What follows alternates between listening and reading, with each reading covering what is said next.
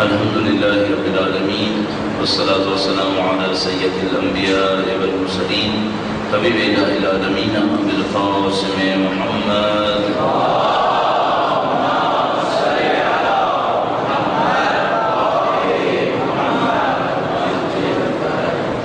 وعلى آله الطيبين الطاهرين سيما بقية الله في الأرضين. قال الله تعالى في كتابه الكريم بسم الله الرحمن الرحيم ونريد أن نمن على الذين استضعفوا في الأرض ونجعلهم أئمة ونجعلهم الوارثين. ایک بار پھر درود محمد و آل محمد.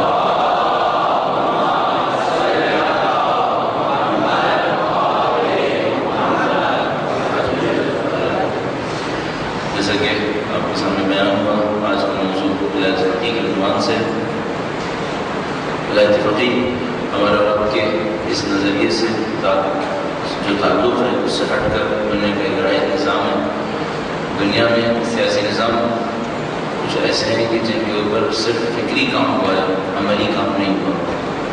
دنیا کے کچھ نظام ایسے ہیں جن کے اوپر فکری کام ہوا ہے، عملی کام ہوا ہے، لیکن حکومت تشکیل نہیں پائی ہے. کچھ نظام ایسے ہیں جن کی حکومتیں تشکیل پائی ہیں، شکست کھا کر ختم ہو چکی ہیں. کچھ نظام ایسے ہیں جن کی حکومتیں تشکیل پائی ہیں، چلی بھی ہیں، لیکن کوئی قابل قدر کارنامہ انجام نہیں دیا. کچھ حکومتیں ایسی ہیں جو تشکیل پائی ہیں، چلی ہیں، قابل قدر کارنامہ بھی انجام دیا ہے، لیکن زوال پذیر ہے، زوال نظر آ رہا ہے. انتہائی کم کوئی حکومت ایسی ہے جو نظریہ ہے، عمل ہوا ہے، حکومت تشکیل پائی ہے، چلی ہے، کارنامے بھی کیے، زوال بھی نظر نہیں آ رہا ہے، کمال نظر آ رہا ہے. ان میں سر فہرست اس وقت ولایت فقیہ کا نظریہ ہے. اس پہ حکومت تشکیل پائی ہے، اس حکومت کو 31 سال ہو گئے، عمل ہوا ہے، باقاعدہ حکومت بنی ہے، اس نے قابل قدر کارنامے انجام دیے ہیں، دنیا کی بڑی بڑی طاقتوں کا مقابلہ کیا ہے، دنیا میں نئے مراحل آغاز کیے ہیں. اس کو فی الحال زوال کی کوئی صورت نظر نہیں آ رہی. فی الحال صرف ان کے سامنے کمال کا راستہ نظر آ رہا ہے. اس اعتبار سے نظریہ مضبوط نظریہ ہے، اس اعتبار سے نظریہ قابل قدر نظریہ ہے. پھر اس نظریے کی ڈیمانڈ بڑھ رہی ہے، نظریہ پھیل رہا ہے. یعنی اس نے متعدد نظریات کو بغیر کہے متاثر کیا ہے. مثلا فرض فرمائیے عراق کے اندر اس وقت نہیں کہہ رہے عراقی قانونی اعتبار سے کہ یہ ولایت فقیہ کی بنیاد پر قائم ہونے والی حکومت ہے، لیکن بہرحال مین کانسیپٹ اسی طرف جا رہا ہے. اسی طریقے سے لبنان کے اندر انہوں نے نہیں کہا کہ جو حکومت تشکیل پائی ہے وہ ولایت فقیہ کی بنیاد پر ہے، لیکن حزب اللہ باضابطہ طور پر، اور آپ کی خدمت میں بھی اجمالاً عرض کر دیتا ہوں، درود بھیجیے گا محمد و آل محمد.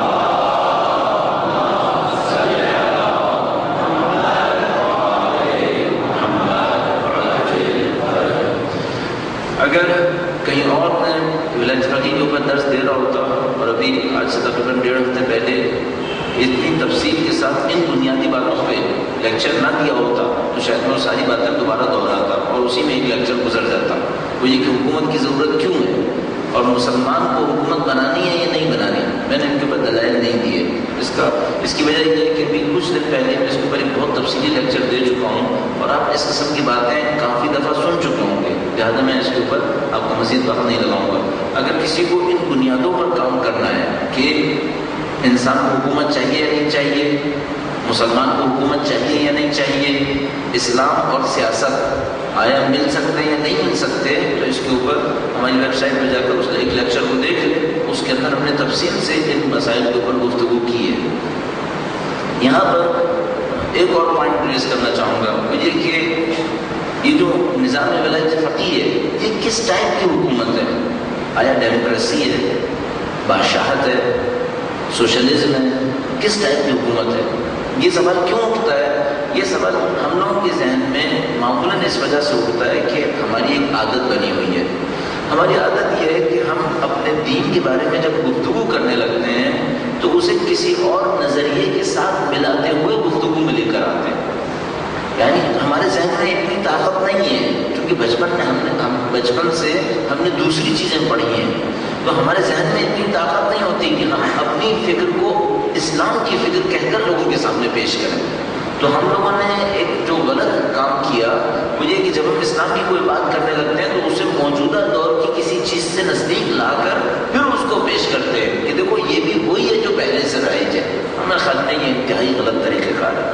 یہ صرف ان مسلمانوں کا طریقہ کار ہے جو دنیا کے اندر سر اٹھا کر یہ نہیں کہنا چاہتے کہ ہم مسلمان ہیں. اپنے اندر ایک شرمندگی کا احساس آتا ہے تو اپنے آپ کو چھپاتے ہیں اور اپنے آپ کو کسی دوسری کلچر کسی دوسری فکر کے نزدیک لا کر ثابت کرتے ہیں ہم بھی وہی ہیں. یہ بالکل ایسے ہی ہے جیسے مثلا فرض کیجئے ایک مسلمان اس کو پتا چلا کہ بھائی داڑھی رکھنا چاہیے. اب وہ سوچ رہا ہوتا ہے داڑھی میں کوئی ایسا کٹ رکھے جو یورپ میں پہلے سے رائج ہے تاکہ لوگوں کو یہ احساس نہ ہو کہ میں نے مسلمان ہونے کی وجہ سے داڑھی رکھی ہے. یہ اندر کی شرمندگی ہے, اس کی اندر سے اس کا کھوکھلا پن ہے, احساس کمتری ہے. فکر کے مرحلے میں بھی ہمارے اندر یہی احساس کمتری ہے. ہم نہیں آتے اور کہیں کہ مثال کے طور پر یہ ہمارا اسلامی نظام ہے, اس کے اندر یہ پوائنٹس ہیں, یہ پوائنٹس ہیں, یہ پوائنٹس ہیں. ہم پہلے کوشش یہ کر رہے ہوتے ہیں کسی مروجہ نظام سے نزدیک ہو جائے. اچھا اب اس میں ایک اور بلنڈر کرتے ہیں. اگر آج ایک نظام رائج ہوتا ہے تو ہم پہلے اس سے نزدیک کرتے ہیں, پھر کل وہ نظام شکست کھا جاتا ہے, کوئی اور نظام رائج ہوتا ہے تو ہم ثابت کرتے ہیں اسلام کو نیا والا نظام. اس کے نتیجے میں ہمارا اسلام روز کے بازار میں بکنے والی ایک جنس بن جاتی ہے. اگر آج کمیونزم بک رہا ہے تو اسلام کمیونزم ہے, اگر آج ڈیموکریسی بک رہی ہے تو اسلام ڈیموکریسی ہے. میں نے خود اپنی اس چھوٹی سی عمر میں یہ حرکت ہوتے دیکھی ہے. 70s میں کمیونزم کا دورہ تھا تو ہمارا ہر مسلمان جو مفکر ہوتا تھا وہ ثابت کرنے کی کوشش کر رہا ہوتا تھا کہ اسلام اور کمیونزم ایک ہی ہے. اچھا کمیونسٹ کے استاد تھے, ان کو پتا تھا کہ بھئی یہ مسلمان ہیں وہ اسلام کو نہیں چھوڑیں گے, تو وہ کیا کرتے تھے کہ کمیونزم کو اسلام میں ثابت کرتے تھے کہ کمیونزم نئی فکر نہیں ہے, اسلام بھی کمیونزم دینے کی کوشش کر رہا ہے. تو مجھے یاد ہے شہید مطہری نے اس کے اوپر ایک جملہ لکھا تھا کہ وہ یہ کہتے تھے کہ جو توحید ہے یہ بھی کمیونزم ہے, توحید کا نظریہ کمیونزم ہے. تو آپ کہتے ہیں بھائی توحید کے نظریے کا کمیونزم سے کیا تعلق, کمیونزم میں خدا نہیں ہے, توحید کا مطلب ہوتا ہے ایک خدا. تو کہتے ہیں نہیں, توحید کا مطلب ہے خدا نہیں ہے, توحید کا مطلب ہے معاشرے میں ایک کلاس ہونی چاہیے. توحید کا مطلب بھی قل هو اللہ احد, وہاں سے نکال کر توحید کا مطلب کیا بنایا, یعنی سوسائٹی میں ایک کلاس ہونی چاہیے. اور کمیونزم بھی کہہ رہا ہے کہ سوسائٹی میں ایک کلاس ہونی چاہیے, دو طبقے نہیں ہونے چاہیے. اب کہاں توحید لا الہ الا اللہ اور کہاں یہ سوشلزم کے جس کے اندر کمیونزم جس کے اندر سوسائٹی میں ایک کلاس ہونی چاہیے. لیکن ان کی وہ بھی یہی کوشش کرتے تھے اور مسلمان ان کو گراؤنڈ دیتے تھے. تو اگر ہم سے کوئی پوچھے کہ نظریہ ولایت فقیہ ڈیموکریسی ہے یا مثلا بادشاہت ہے یا کس قسم کی حکومت ہے, تو ہم کہتے ہیں کہ کوئی ضروری نہیں ہے کہ یہ کسی قسم کی حکومت ثابت کی جائے, نہیں, اس کی ہمیں کوئی ضرورت نہیں. آپ اس کو کوئی ٹائٹل دینا چاہتے ہیں تو آپ دے لیجیے, ہم آپ کا ہاتھ نہیں روکیں گے, لیکن ہم ثابت نہیں کریں گے کہ یہ ڈیموکریسی ہے. ہم یہ کام ہرگز نہیں کریں گے. اس وقت جو دنیا کے اندر رائج ترین سیاسی نظام ہے وہ لبرل ڈیموکریسی کہلاتا ہے. لبرل ڈیموکریسی کہلاتا ہے یعنی ایسی ڈیموکریسی ہو جس کی بنیاد لبرلزم ہو, جس کی بنیاد ان کے خیال میں آزاد فکری ہو. تو اب کیا ہوتا ہے کہ جیسے کوئی اسلامسٹ آتا ہے ولایت فقیہ پہ بات کرتا ہے تو کہتا ہے ولایت فقیہ دنیا کی سب سے اچھی ڈیموکریسی ہے, ہمارے خیال میں اس کی کوئی ضرورت نہیں ہے. اگر وہ کہیں آپ کا نظام میں ولایت فقیہ ڈکٹیٹرشپ ہے تو ہم کہیں گے کہ بسم اللہ, اگر آپ کو ڈکٹیٹرشپ کہنا ہے آپ کہتے رہیے, ہمیں اس سے کوئی سروکار نہیں ہے. ہمیں صرف ایک بات سے سروکار ہے, آیا دین اسلام یہ نظام دیتا ہے؟ اگر دین اسلام یہ نظام دیتا ہے ہم اسے لیں گے. اب آپ اس کو ڈکٹیٹرشپ بولنا چاہتے ہیں ڈکٹیٹرشپ کہیے, ڈیموکریسی کہنا چاہتے ہیں ڈیموکریسی کہیے, سوشلزم کہنا چاہتے ہیں کمیونزم کہنا چاہتے ہیں, جو بلا کہنا چاہتے ہیں اس کو کہتے رہیے. ہاں چونکہ مسئلہ سیاست کا ہے اور انسانوں کے اوپر حکومت کا معاملہ ہے تو یقیناً دنیا کے نظاموں میں اور اس میں کوئی نہ کوئی شباہت نکل آئے گی, یقیناً کوئی نہ کوئی شباہت نکل آئے گی. مثال کے طور پر بادشاہت میں ایک حاکم ہوتا ہے, ہاں اس میں بھی ایک حاکم ہے, ولی فقیہ ایک سپریم باڈی ہے. تو اگر اس طرح کی شباہت نکالو تو صدارتی نظام میں بھی ہے, صدارتی نظام میں ایک صدر ہوتا ہے اوپر, تو کیا اس کو بھی ہم بادشاہت کہیں گے؟ تو فوراً کیا نہیں, صدر منتخب ہوتا ہے, ولی فقیہ بھی تو منتخب ہوتا ہے. یعنی میں کہنا چاہ رہا ہوں کہ شباہتوں کے ذریعے سے نظام سمجھنے کی کوشش مت کیجیے گا, خود نظام کو دیکھیں, نظام کیسا نظام ہے اور اس میں کیا ثابت کرنے کی کوشش کی جا رہی ہے. بس کوئی یہ کوشش نہ کرے اس کے ذریعے ثابت کرنے یہ ڈیموکریسی ہے یا بادشاہت ہے یا کیا ہے, یہ کچھ بھی نہیں ہے, یہ ولایت فقیہ ہے. ہم اس کو تشریح کرنے کی کوشش کرتے ہیں کہ یہ نظام کس قسم کا نظام ہے. اچھا اب یہاں پر ایک سہولت اور ایک پیچیدگی, دونوں ملا کر یہ ہے کہ یہ نظام دنیا میں رائج ہوا ہوا ہے اور ایک ملک کے اندر باضابطہ رائج ہوا ہوا ہے، ایک ملک کے اندر باضابطہ رائج ہوا ہوا ہے۔ ایک ہوتا ہے اصل نظام، ایک ہوتا ہے رائج کرنے کا ان کی میتھڈالوجی، جو اس کا طریقہ کار ہے۔ اصل نظام کچھ اور ہے، میتھڈالوجی کچھ اور ہے۔ میتھڈالوجی کے اوپر ہم نہیں جائیں گے اس وقت کہ اس کو رواج دینے کا طریقہ کار کیا ہوگا، میں اس کا فرق کیوں کہنا چاہ رہا ہوں۔ ایک ہے اصل نظام ولایت فقیہ، کہ فقیہ نظام کا حاکم ہوگا۔ اچھا، اب وہ جب حاکم ہوگا تو سب سے بعد میں اپنے جو سب آرڈینیٹس ہیں ان کے ذریعے کوئی حکومت تشکیل دے گا۔ وہ حکومت کیسی ہوگی؟ آیا پریزیڈنشل پاورز ہوں گی اس کے اندر، یعنی صدر کے پاس طاقت زیادہ ہوگی، یا نہیں پرائم منسٹرشپ کے اوپر چلے گا، پارلیمنٹ کے پاس طاقت زیادہ ہوگی، کون سا نظام چلے گا؟ یہ ایک علیحدہ ڈسکشن ہے، اس کا خود نظام ولایت فقیہ سے کوئی تعلق نہیں ہے، اس کا نظام ولایت فقیہ سے کوئی تعلق نہیں ہے۔ ولی فقیہ کا نظام یہ کہتا ہے کہ اوپر ایک شخص ہونا چاہیے جس کے اندر فقہ ہو، وہ فقہ کا ماہر ہو، اس کے پاس سارے اختیارات ہونے چاہیے۔ اب اس کے نیچے بننے والی حکومت صدر کو اہمیت دے، پارلیمنٹ کو اہمیت دے یا پرائم منسٹر کو اہمیت دے، اس سے کوئی تعلق نظام ولایت فقیہ کا نہیں بنتا۔ یہ جس علاقے میں رائج ہوگا اس علاقے کے لوگ فیصلہ کر سکتے ہیں، یا خود ولی فقیہ فیصلہ کر سکتے ہیں کہ مثلا اس وقت یہ نظام بہتر ہے۔ میں کیوں یہ کہہ رہا ہوں اپنی خدمت میں، اس لیے عرض کر رہا ہوں کہ جب مثال کے طور پر امام خمینی نے نظام تشکیل دیا تو اس وقت جو نظام چلا وہ پرائم منسٹرشپ کے اوپر چلا، کہ پریزیڈنٹ زیادہ اختیارات نہیں رکھتا تھا، پرائم منسٹر کے پاس کافی زیادہ اختیارات تھے اور پارلیمنٹ کے پاس کافی اختیارات تھے۔ کچھ عرصے کے بعد اس میں تبدیلی آئی، ایک ریفرینڈم ہوا اور اس ریفرینڈم نے یہ انتخاب کیا گیا کہ نہیں، پریزیڈنٹ کے پاس زیادہ اختیارات ہوں گے اور پرائم منسٹر کے پاس پرائم منسٹر کی پوسٹ اصل ختم کر دی جائے گی، اس کی جگہ پریزیڈنٹ کا اسسٹنٹ ہوگا، جو ڈپٹی پریزیڈنٹ آپ کہہ سکتے ہیں، وہ ہوگا وائس پریزیڈنٹ، اور اس کے بعد پارلیمنٹ کے پاس اختیارات زیادہ ہوں گے۔ تو اب کوئی کہے وہ پہلا والا ولی فقیہ کا نظام تھا یا دوسرا والا، تو ہم کہیں گے کہ اس کا کوئی تعلق نظام ولایت فقیہ سے نہیں ہے۔ یہ علاقے کی مصلحت ولی فقیہ مصلحت سمجھتا ہے، لوگ مصلحت سمجھتے ہیں کہ بھئی ہمارے لیے اس وقت یہ زیادہ بہتر ہے۔ پہلے ایرانیوں نے سمجھا کہ ان کے لیے وزیر اعظم کا نظام بہتر ہے تو انہوں نے اس کو چلایا۔ جنگ کے بعد احساس کیا نہیں، تقاضے تبدیل ہو گئے، ہمیں سینٹرلائزیشن چاہیے، ہمیں ایک آدمی چاہیے جس کے پاس زیادہ طاقتیں ہوں، تو انہوں نے پریزیڈنشل سسٹم کو چوز کر لیا۔ لیکن اصل جو تھا وہ خود ولایت فقیہ کا نظام تھا، جس کا اس بات سے کوئی تعلق نہیں کہ نیچے اس کے کون سا نظام چل رہا ہو۔ درود بھیجے گا محمد و آل محمد۔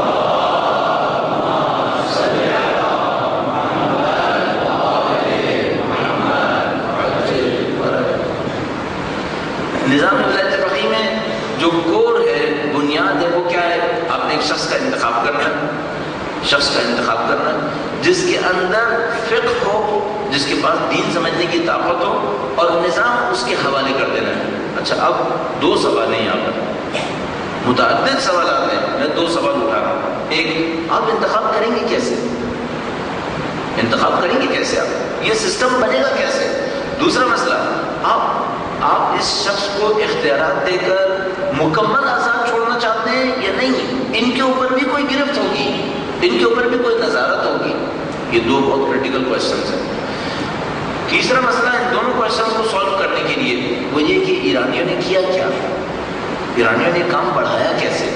اچھا، اب مثال کے طور پر ہم بات صرف یہ نہیں کر رہے کہ یہ نظام کیسا بنا، ہمارے ساتھ ایک اور مشکل بھی ہے، وہ یہ کہ ہم یہ کہہ رہے ہیں کہ اس نظام کی شرعی حیثیت بھی ہے۔ اب دیکھیے یہ بہت بڑی بات ہو گئی۔ آپ ایک دفعہ بات کر رہے ہوتے ہیں کہ بھئی آپ آئے مسجد کے اندر، آپ نے درس سنا، پھر کوئی کہے اس درس سننے پہ ثواب بھی ملے گا۔ بات یہاں تک صحیح تھی کہ آپ تشریف لائے، آپ کے پاس وقت تھا، آپ کو دعوت دی گئی، آپ تشریف لائے، یہاں پر بیٹھے، آپ نے درس سنا، گھر چلے گئے۔ کوئی پوچھے فائدہ ہوا، آپ نے کہا فائدہ ہوا، میری معلومات میں اضافہ ہوا۔ اب آپ یہ کہہ رہے ہیں مجھے اس پہ ثواب بھی ملے گا۔ اب آپ جیسے ہی کہیں گے مجھے ثواب ملے گا، آپ نے ایک اور میدان میں پاؤں رکھ دیا ہے۔ وہ کیا ہے؟ وہ آخرت کا میدان ہے، وہ خدائی نظام کا میدان ہے۔ آپ کو یہ کیسے پتا چلے کہ آپ کو ثواب ملے گا؟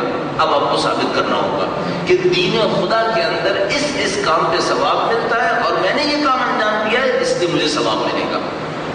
جب تک آپ ثواب، آخرت، خدا، اطاعت، بندگی اس کو شامل نہ کریں، آپ سے کوئی زیادہ دلیلیں نہیں پوچھے گا۔ جیسے ہی آپ نے شامل کیا، اب 25 دلیل دینی کیونکہ ہمارے پاس سورس وہی ہے دین کو ثابت کرنے کے. مثلا میں آپ سے کہتا ہوں کہ بھائی یہ لاؤڈ اسپیکر کا استعمال اچھا ہے، کوئی مسئلہ نہیں ہے. آپ سے مجھ سے پوچھیں کیوں اچھا ہے، میں بتا دوں گا بھائی اس سے آواز بہت اچھی طریقے سے پہنچ جاتی ہے، جدید دور میں آج کل یہ استعمال کیا جاتا ہے. اچھا اب آپ سے کہوں لاؤڈ اسپیکر کا استعمال واجب ہے، اب اچھے سے بہت بڑھ گیا معاملہ. کیوں؟ اب آپ نے شریعت میں پاؤں رکھ دیا ہے. اب آپ شرعی پیمانے پر ثابت کریں کہ واجب کیسے ہو گیا. اچھا تھا، بات سمجھ میں آ رہی تھی، واجب کیسے کر دیا آپ نے. مثلا آپ یہ کہیں میں نے حکومت بنانی ہے، اس کی خط و خال یہ ہوگی، میں زیادہ سے زیادہ یہ پوچھوں گا کہ بھائی یہ پبلک کو پسند ہے یا نہیں ہے. آپ یہ کہہ رہے ہیں کہ غیبت کے زمانے میں یہی وہ حکومت ہے جو امام چاہتے ہیں. اب آپ نے پاؤں دین میں رکھ دیا ہے. ولایت فقیہ صرف ایک حکومت نہیں ہے، ایک دینی حکم بھی ہے، ایک دینی حکم بھی ہے. یہ بہت مشکل حصہ ہے، یہ اتنا آسان حصہ نہیں ہے، اس کو ثابت کرنا آسان نہیں ہے، اس کے اوپر آپ کو بہت محنت کرنی پڑے گی. اب آپ یہ کہہ رہے ہیں، اب میں یہ کہہ رہے ہیں 31 سال پہلے مملکت ایران کے اندر ایک نظام بنا، یہ وہ نظام تھا جو اہل بیت غیبت کے زمانے میں چاہتے تھے. اب اس کے اور نتائج کیا ہیں؟ اس کے اور نتائج یہ ہیں کہ یہ شخص واجب الاطاعت ہے، اس کی اطاعت واجب ہے. جو ولی فقیہ بنے ہیں ان کی اطاعت واجب ہے. اب آپ دیکھ رہے ہیں اب معاملہ بہت پیچیدہ ہو گیا. ایک دفعہ آپ نے کہا ہمیں پاکستان میں پریزیڈینشل الیکشن کروانے ہیں، اب پریزیڈینشل کو ووٹ دوں یا پرائم منسٹرشپ کو؟ میں کہوں آپ کی مرضی، جس کو ووٹ دیں، جس کو بہتر سمجھتے ہو ووٹ دو. مثلا ولایت فقیہ کے نظام کے اندر یہ طے ہونا تھا کہ صدارتی نظام آئے گا یا پارلیمانی نظام رہے گا، تو اس میں کہا کہ بھائی آپ کسی کو ووٹ دے دیجیے. صحیح، وہ ایک علیحدہ مسئلہ ہے. لیکن آپ یہ کہہ رہے ہیں کہ ولایت فقیہ وہ نظام ہے جو غیبت کے زمانے میں اللہ کے دین میں واجب ہوا ہوا ہے. اب معاملہ بہت دشوار ہے کیونکہ اس کے نتائج بہت زیادہ ہیں. پھر یہ شخص واجب الاطاعت ہیں، اور واجب الاطاعت ہونے کے بھی بہت سارے نتائج ہیں. جو ان کے اطاعت کی راہ میں مرے وہ شہید ہے کیونکہ واجب الاطاعت ہیں. آپ سمجھ رہے ہیں؟ نتائج بہت زیادہ ہیں. تو اب یہ دیکھنا ہوگا یہ ہوا کیسے، یعنی یہ ثابت کیسے ہو گیا کہ یہ وہ حکومت ہے جو خدا چاہ رہا تھا غیبت کے زمانے کے اندر. پھر یہ واجب الاطاعت ہو گئے اور ان کا نظام کیسے تشکیل پایا، اس کو چند منٹ میں آپ کی خدمت میں عرض کروں گا. درود بھیجیے گا محمد و آل محمد کا.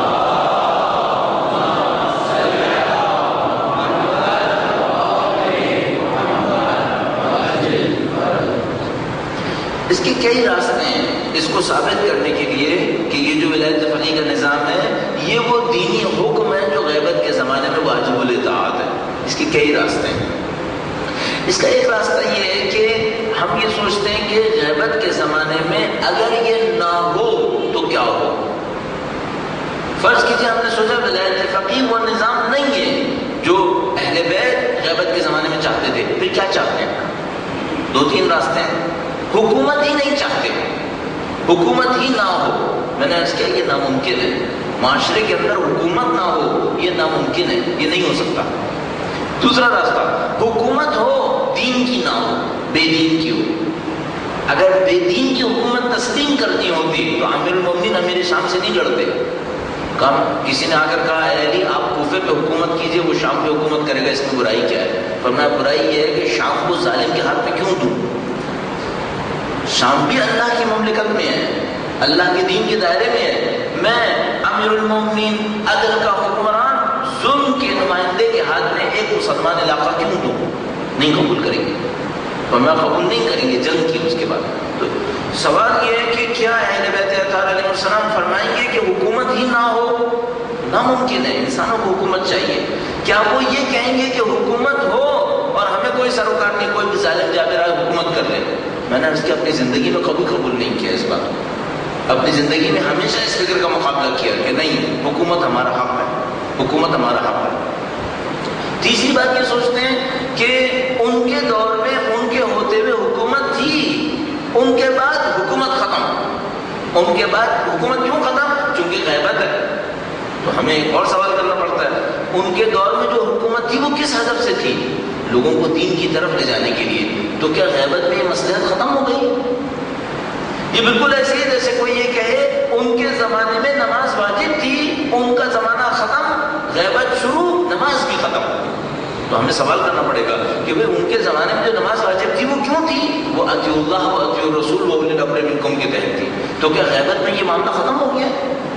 غیبت میں قرآن کریم نعوذ باللہ تعالیٰ معطل ہو گیا ہے؟ اطیعوا اللہ اطیعوا الرسول اقیموا الصلاۃ آتوا الزکاۃ سب ختم ہو گیا؟ نہیں ختم ہوا. تو اس کا مطلب ہے اقیموا الصلاۃ باقی ہے، آتوا الزکاۃ باقی ہے، اعدلوا هو اقرب للتقویٰ باقی ہے، یہ سب باقی ہے. جب یہ سب باقی ہے تو بغیر حکومت کے کیسے ہوگا؟ آپ معاشرے سے زکوٰۃ لینا چاہتے ہیں بغیر حکومت کے کیسے لیں گے؟ آپ معاشرے کے اندر عدل پھیلانا چاہتے ہیں بغیر حکومت کے کیسے پھیلائیں گے؟ ابھی میں چند دن پہلے سابقہ کے علماء میں سے بعض علماء کے واقعات کو پڑھ رہا تھا، تو مثلا اس میں دکھایا کہ علماء کا بادشاہوں کے مقابلے میں رد عمل کس قسم کا تھا.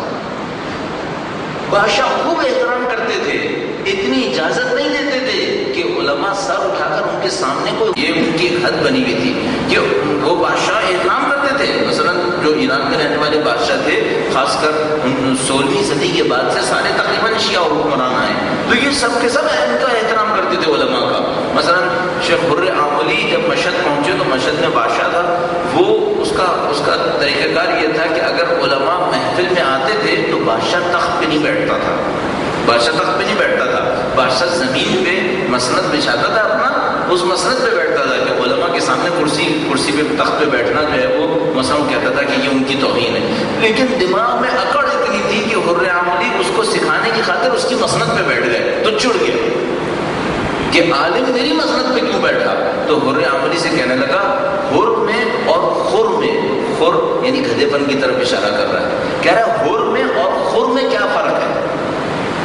عالم کی یعنی ابھی ظاہر میں تم عالم کی احترام کر رہے تھے کہ ان کے احترام میں تخت پہ نہیں بیٹھے، لیکن اگر وہ اس کی مسند پہ بیٹھ گیا، مسند کہتے تھے فارسی میں مسند جگہ کو بھی کہتے ہیں جہاں بیٹھتے ہیں، اور اس زمانے میں مسند نقطے کو بھی کہتے تھے، نقطے کو بھی مسند کہتے تھے.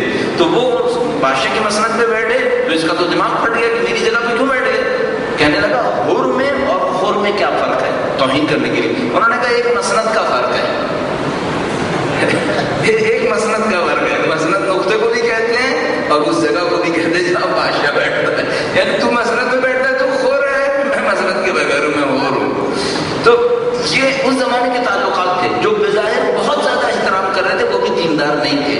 اگر دیندار ہوتے بادشاہ تو معاشرے میں عدل ہوتا، معاشرے میں انصاف ہوتا.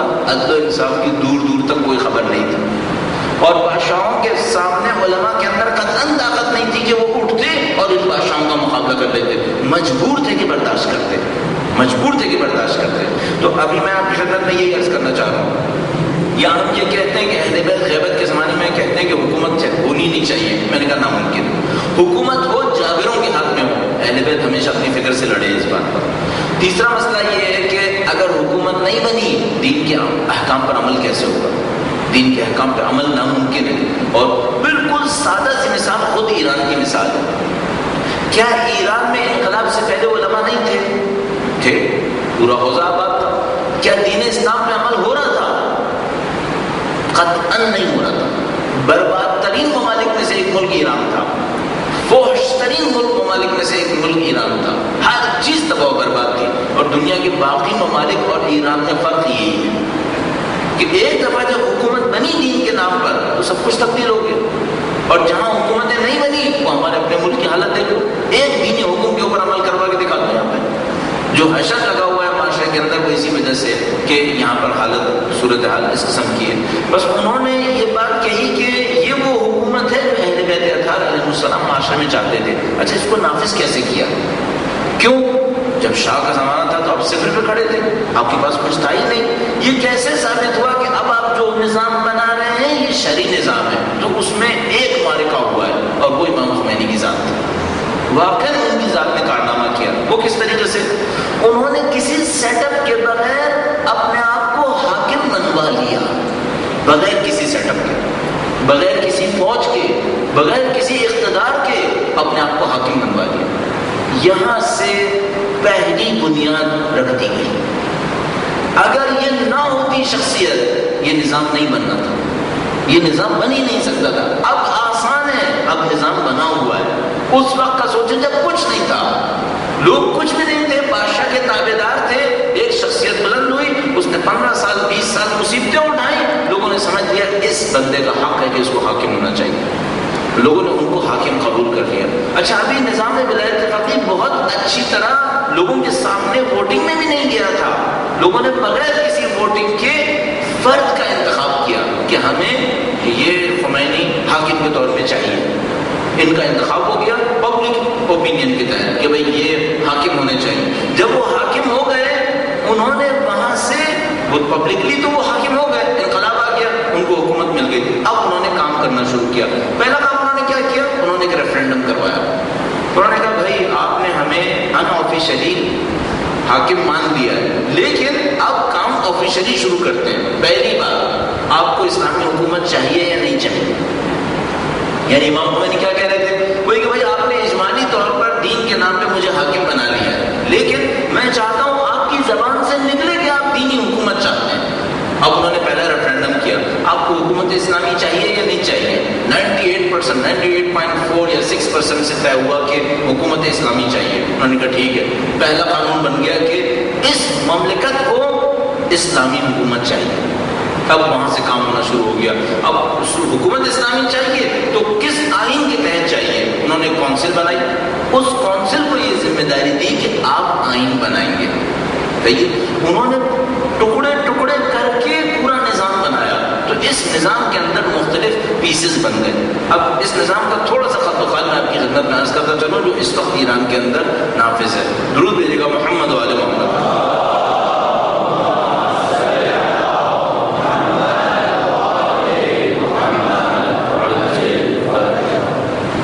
ایک ولی فقیہ جو میں نے عرض کیا کہ پبلک اوپینین کے تحت حاکم منتخب ہوئے، انہوں نے حکومت اسلامی کے لیے ریفرینڈم کیا اور وہ خود حاکم اسلامی معین ہو گئے۔ اس کے بعد انہوں نے کونسل بنائی، اس کا نام رکھا شورائے نگہبان، شورائے نگہبان، گارجین کونسل جس کو انگلش میں لوگ ترجمہ کرتے ہیں۔ اچھا اس کونسل کا کام کیا تھا؟ اس کونسل کا کام یہ تھا قانون بنائے، قانون بنائے۔ اس کونسل کا کام یہ تھا کہ اگر پارلیمنٹ کوئی قانون بنائے تو اس کو جج کرے، اسلام کے خلاف تو نہیں ہے، بہت امپورٹنٹ کام تھا یہ۔ اس کے ذمہ میں یہ لگا کہ یہ چیک کرے کہ پارلیمنٹ اسلام کے خلاف کوئی قانون نہ بنا دے۔ ایک اور کام جو بعد میں اس کے ذمہ آیا وہ یہ تھا کہ کینڈیڈیٹ کی کینڈیڈیسی یہ کونسل چیک کرے گی۔ مثلا آپ کے ایک آدمی کینڈیڈیٹ بننے والا ہے، آپ کیا اور ہمارے الیکشن میں کیا ہوتا ہے، اگر آپ کینڈیڈیٹ بننا چاہتے ہیں آپ اپنے پیپر کہاں جمع کرائیں گے؟ آپ چیف الیکشن کمشنر کے پاس پیپر جمع کرائیں گے۔ چیف الیکشن کمشنر یہ طے کرے گا کہ آپ کے اندر امیدوار بننے کی صلاحیت ہے یا نہیں ہے۔ ایران میں یہ نظام شورائے نگہبان کے ذریعے سے انجام پاتا ہے۔ شورائے نگہبان یہ طے کرتی ہے کہ اس امیدوار کے اندر امیدوار بننے کی طاقت ہے یا نہیں ہے اس شخص کے اندر۔ بس اس کے 3 کام ہو گئے، یہ آئین بناتی ہے، یہ آئین کی شرعی حیثیت کو بھی چیک کرتی ہے، اگر پارلیمنٹ پاس کر دے کوئی قانون تو اس کے پاس جاتا ہے، یہ چیک کرتی ہے کہ یہ شرعی حیثیت میں صحیح ہے یا غلط ہے، اور تیسرا کام یہ ہے کہ یہ کینڈیڈیسی چیک کرتی ہے۔ اب اس کے بعد 2 بڑی پارلیمنٹس الیکشن کے ذریعے سے منتخب ہوئی، یہ الیکشن کے ذریعے منتخب نہیں ہوتی، اس کو ولی فقیہ بناتا۔ انہوں نے کینڈیڈیسی چیک کی، 2 بڑے انتخابات کروائے، ایک پارلیمنٹ کے انتخابات کروائے، پبلک نے پارلیمنٹ کو ڈائریکٹلی انتخاب کیا۔ اچھا ایک اور بات عرض کرتا چلوں، کسی بھی نظام کے عوامی ہونے میں ہمیں یہ دیکھنا ہوتا ہے اس کے کتنے سیکشنز پبلک سے ڈائریکٹلی پبلک سے انتخاب ہوتے ہیں، اور کون کون سے سیکشنز ایسے ہیں جن کے انتخاب میں پبلک کی کوئی دخالت نہیں ہے، کوئی اور باڈی انتخاب کر رہی ہے۔ مثلا کیا آپ چیف جسٹس کا انتخاب کرتے ہیں؟ نہیں۔ آپ صدر کا انتخاب کرتے ہیں؟ نہیں۔ آپ وزیر اعظم کا انتخاب کرتے ہیں؟ نہیں۔ تو آپ کس کا انتخاب کرتے ہیں؟ آپ صرف پارلیمنٹ کے نمائندوں کا انتخاب کرتے ہیں، معاملہ ختم۔ باقی کا انتخاب کون کرتا ہے؟ وہی اپنے درمیان سب کچھ کرتے ہیں، آپ بیچ میں کچھ نہیں ہے، آپ صرف ایک پارلیمنٹ کا انتخاب کرتے ہیں۔ اب ایران میں آ جائیے، شورائے نگہبان وہ ٹاپ باڈی تھی، اس کے بعد نیچے اس نے پارلیمنٹ کا انتخاب کروانا ہے، پبلک کے سامنے کہا بھائی آپ پارلیمنٹ کا انتخاب کریں، آپ پارلیمنٹ کا انتخاب کریں گے۔ پریزیڈنٹ کا انتخاب کون کرے گا؟ پبلک کرے گی، پبلک ڈائریکٹلی پریزیڈنٹ کا انتخاب کرے گی۔ تیسرا، وہ باڈی جس نے ولی فقیہ کا انتخاب کرنا ہے اور ولی فقیہ پر نظارت رکھنی ہے، اس کو کہتے ہیں مجلس خبرگان، ایکسپرٹس کونسل۔ اس کا انتخاب بھی پبلک نہیں کرنا ہے. بس ایران میں پبلک 3 اداروں کو چن رہی ہوتی ہے. ایک پارلیمنٹ کو جو تقریباً ہر جگہ ہوتا ہے.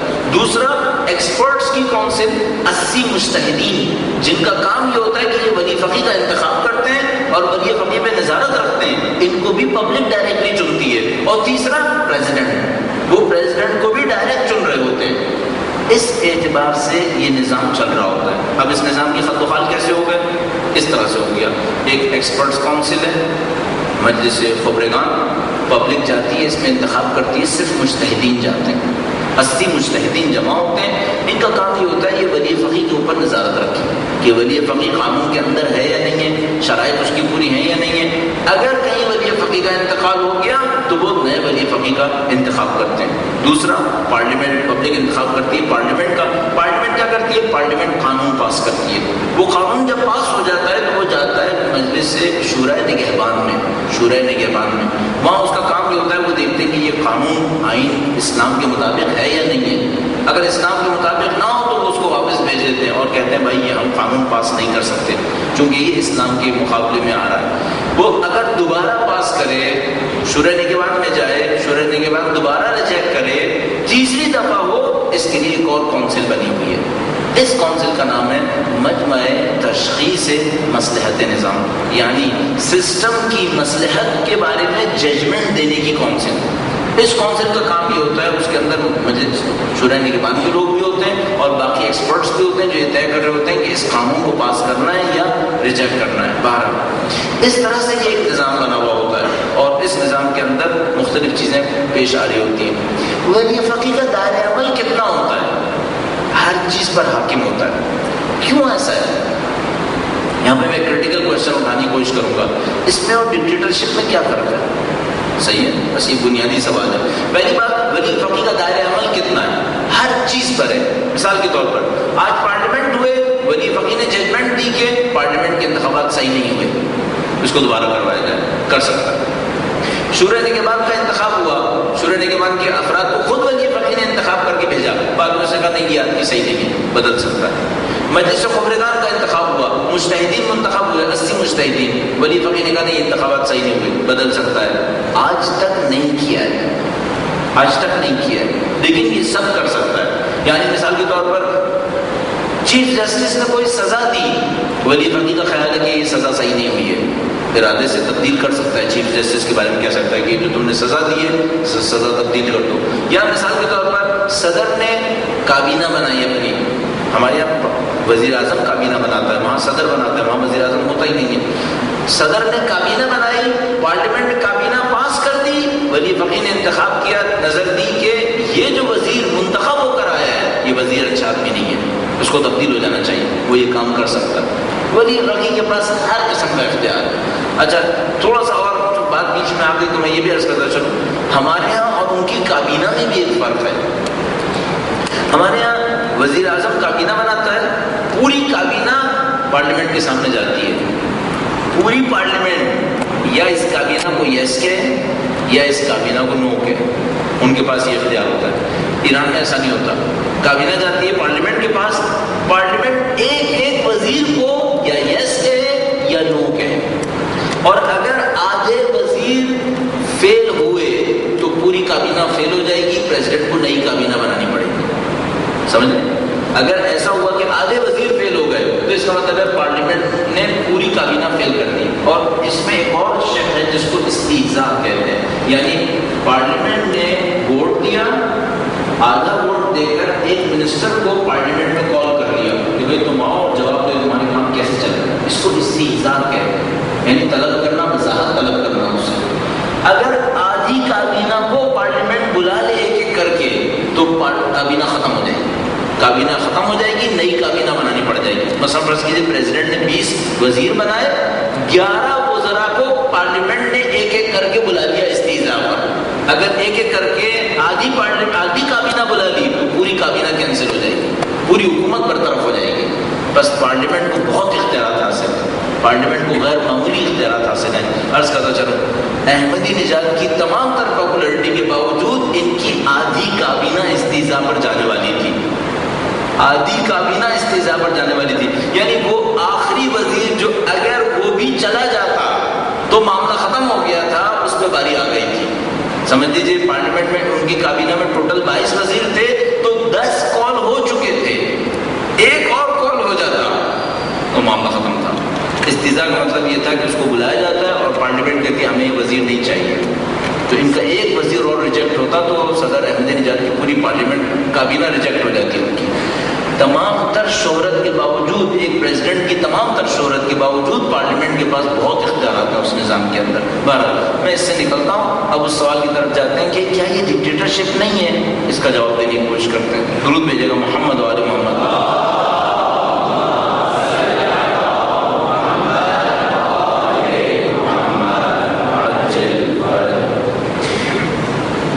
پہلے ہم اس سے پہلے ایک سوال پوچھتے ہیں، ہم ڈکٹیٹرشپ کا مطلب کیا لیتے ہیں؟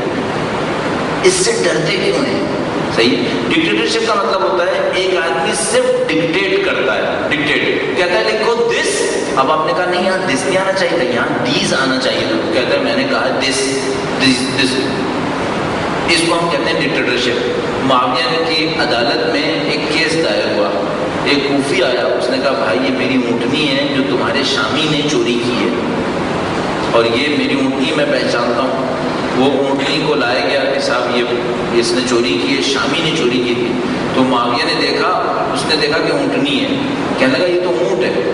اب وہ کوفی سر پیٹ رہا، کہہ رہا بھائی تو اونٹنی ہے، تو معلوم ہے کہ اونٹنی ہے، اب تم کہہ رہے ہو کہ یہ اونٹ ہے، حاکم کہہ رہے ہیں کہ اونٹ ہے. کہنے لگا کہ دیکھو تمہارے سامنے ابھی 40 آدمی گواہی دیں گے کہ یہ اونٹ ہے. اس نے کھڑے ہو کر کہا کوئی گواہی دے گا کہ یہ اونٹ ہے؟ 40 آدمی کھڑے ہو گئے کہا ہم گواہی دیتے کہ اونٹ ہے. ارے وہ دیکھ رہے بھائی یہ کیا مصیبت ہے، عورت کو مرد کہہ رہے ہیں اور 40 آدمی گواہی بھی دے رہے ہیں. جب یہ سارا ڈرامہ پورا ہو گیا تو معاویہ نے کہا کہ دیکھو اونٹنی تو تمہاری ہو گئی، جاؤ لے جاؤ، مجھے تمہاری اونٹنی نہیں چاہیے. امیر المومنین کا نام لیا، کہا ان سے کہنا کہ ایک ایسا آدمی تم سے لڑنے آ رہا ہے جو اونٹنی کو اونٹ کہے تو 40 گواہیاں دے دیتے. اس کو ڈکٹیٹرشپ کہتے ہیں. لوگوں کی عقلیں بند ہو جائیں، جو اونٹنی کو اونٹ کہے تو پبلک کہے اونٹ ہے. یہ ہے ڈکٹیٹرشپ، یہ ہے دیوانگی کہ جس میں کچھ سمجھ میں نہیں آ رہا کہ بھائی یہ ہو کیوں رہا ہے. کوئی حکم لاجک کے تحت نہیں ہے، کوئی حکم منطق کے تحت نہیں ہے. میں عرض کروں پاکستان کے ڈیموکریٹک نظام میں بہت گندی ڈکٹیٹرشپ ہے. ڈکٹیٹرشپ کی حد ہے یہاں پر. پوری ڈیموکریسی ہے ظاہری طور پر، پارلیمنٹ ہے، کابینہ ہے، پرائم منسٹر ہے، پریزیڈنٹ ہے، اس سے گندی ڈکٹیٹرشپ کہیں نہیں مل رہی ہے. کیوں؟ ہر وہ کام ہوتا ہے جو ڈکٹیٹرشپ میں ہو تو بہت برا لگتا ہے، سب یہاں ڈیموکریسی کے اندر ہو رہا ہے. وہ کیسے؟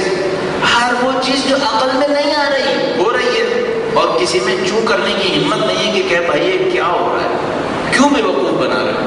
حد عرض کر رہا ہوں آپ کی خدمت، ڈکٹیٹرشپ اس کو کہتے ہیں.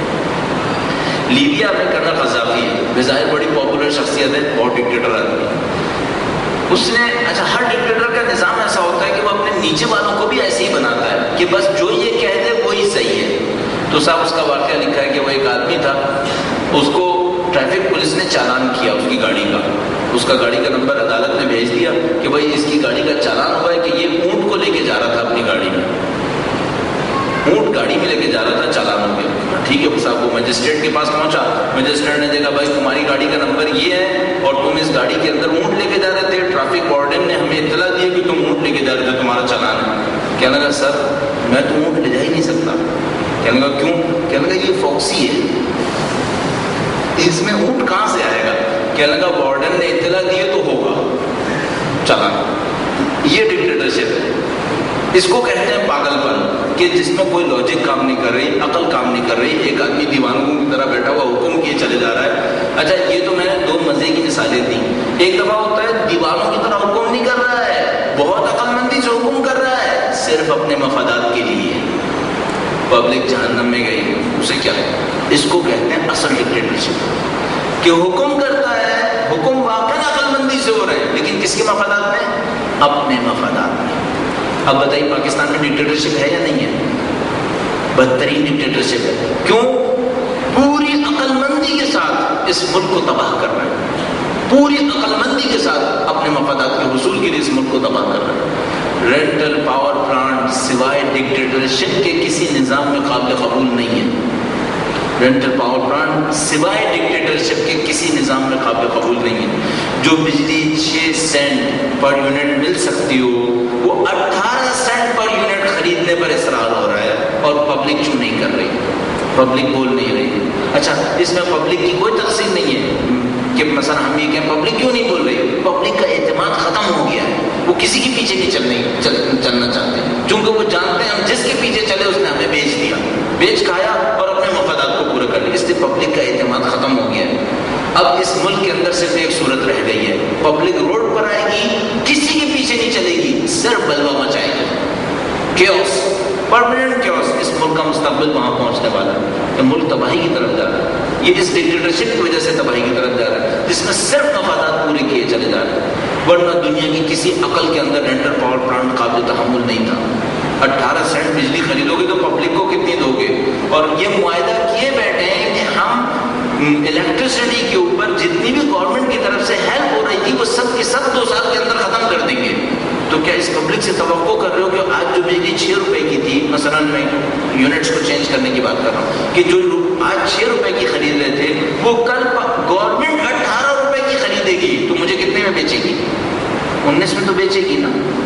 بہت تیر مارا تو 18 میں بیچے گی. کیوں؟ آئی ایم ایف سے طے کر چکی ہے کہ ہم ان کو الیکٹریسٹی پہ 1 پیسہ امداد نہیں دیں گے. ساری سبسڈیز ختم کرنے کا ایگریمنٹ کیا جا چکا ہے آئی ایم ایف کے ساتھ.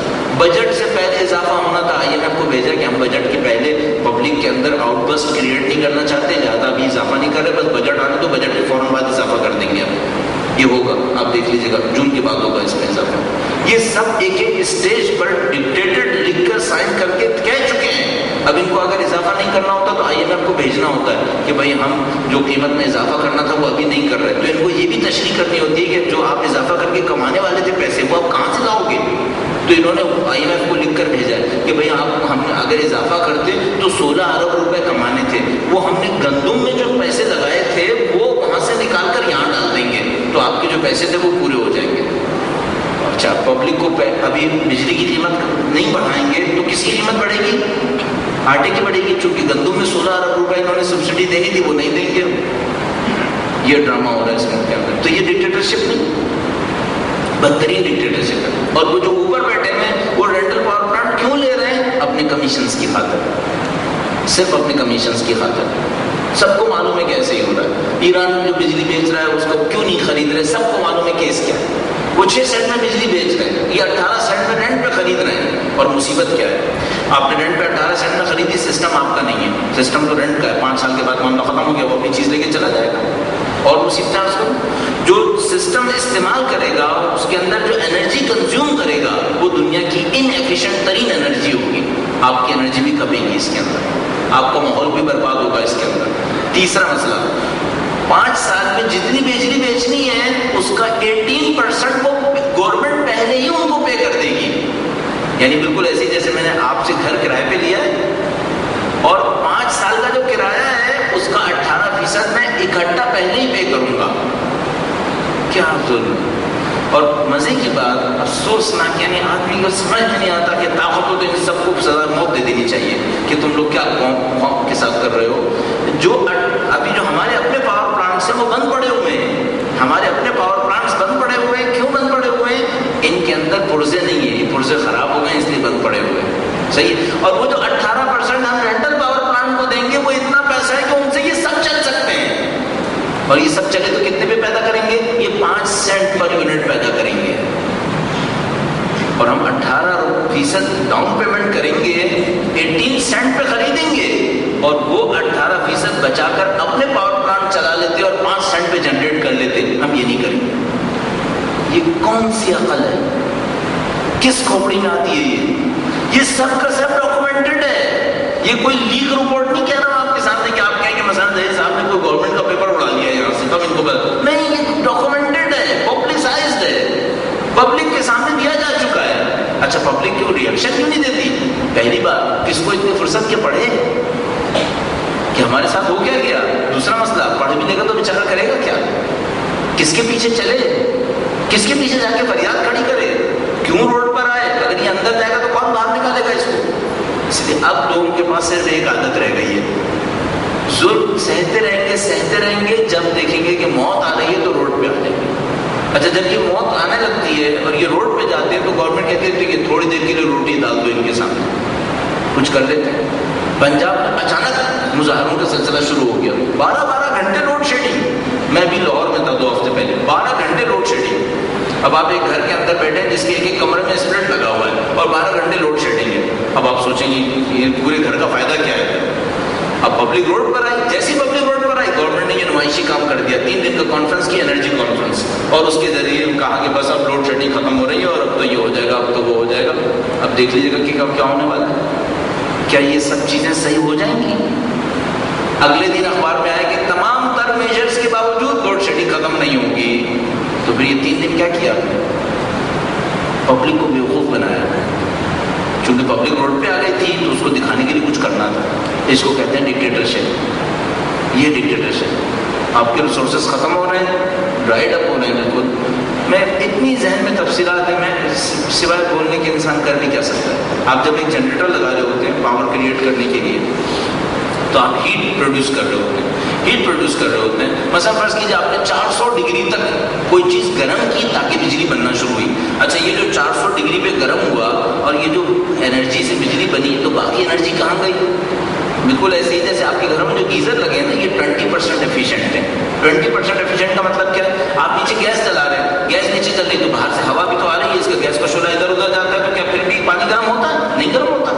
اچھا پانی تو گرم ہو گیا لیکن گیس کا شعلہ تو ساری حرارت ادھر ادھر دے دیتا ہے۔ آپ کسی بھی گیزر کے برابر میں کھڑے ہو جائیے، ایٹماسفیئر سارا گرم ہوتا ہے، تو یہ حرارت تو آپ نے پانی گرم کرنے کے لیے رکھی تھی، باہر کیوں جا رہی ہے؟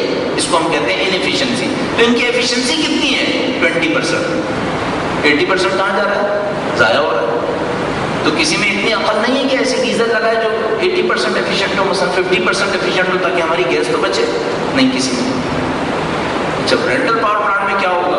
اب دیکھیے یہ تو گیزر کی حد میں تھا نا، تو آپ کہیں گے بھائی گیس تو ہماری ہے نا، ہم بجلی پے کر رہے ہیں، اب مزے اب ادھر دیکھیے 400 ڈگری پہ آپ نے ابالا اور آپ نے ابالنے کے بعد اس سے بجلی بنائی۔ اچھا اب وہ جو بجلی بننے کے بعد وہ جو آپ کی باقی چمنی میں جو حرارت ہے، وہ چمنی کی ایگزاسٹ کی حرارت 300 ڈگری ہے، وہ کہاں گئی؟ وہ آسمان میں گئی۔ گیس کس کی تھی؟ آپ کی تھی، ابھی واپس آئے گی؟ ختم۔ کس کا پیسہ ضائع ہوا؟ آپ کا۔ یہ کوئی پوچھنے والا ہے؟ نہیں۔ اس کے بعد اتنے ڈرامے ہیں، اتنے ڈرامے میں آپ کو بتا نہیں سکتا۔ ابھی بھی گیس جنریٹر لگ رہے ہیں، کسی منسٹر کی سفارش کے اوپر گیس جنریٹر لگ جائیں گے۔ میں ابھی کیا تفصیلات میں چلا گیا، ولایت فقیہ کے نظام کو لے کر میں آگے بڑھ رہا تھا۔ اب اس نظام کی خوبی دیکھیں، اس وقت ہم پاکستان کی آبادی 16 کروڑ، 10 میگا واٹ جنریٹ کر رہے ہیں، 5 میگا واٹ ڈیفیسٹ پر ہے۔ 10 میگا واٹ جنریٹ کر رہے ہیں، 5 میگا واٹ ڈیفیسٹ پر ہے، صحیح ہے۔ ایران کی آبادی ہم سے آدھی، 8 کروڑ، کتنی جنریٹ کر رہے ہیں؟ 55,000 میگا واٹ، 55,000 میگا واٹ۔ آپ کہیں گے بھائی ان کے پاس تیل ہے نا؟ نہیں ایسا نہیں ہوتا، الٹی داستان۔ اس ملک کا پتہ نہیں کیا ہونا ہے، کس غارت کو ڈال دیا ان لوگوں نے۔ ایران کے پاس ہمارے پانی کے مقابلے میں 20% پانی ہے، ہمارے پاس ان سے 4 گنا زیادہ ہے، 5 گنا، اور وہ 55,000 میگا واٹ جنریٹ کر رہے ہیں اور ہم 10,000 میگا واٹ۔ یہ فرق ہے نظاموں کا، یہ فرق ہے۔ اور کیا کر سکتا ہے؟ ولایت فقیہ کے نظام کی ترقی کے لیے درود بھیجیں محمد و آل محمد۔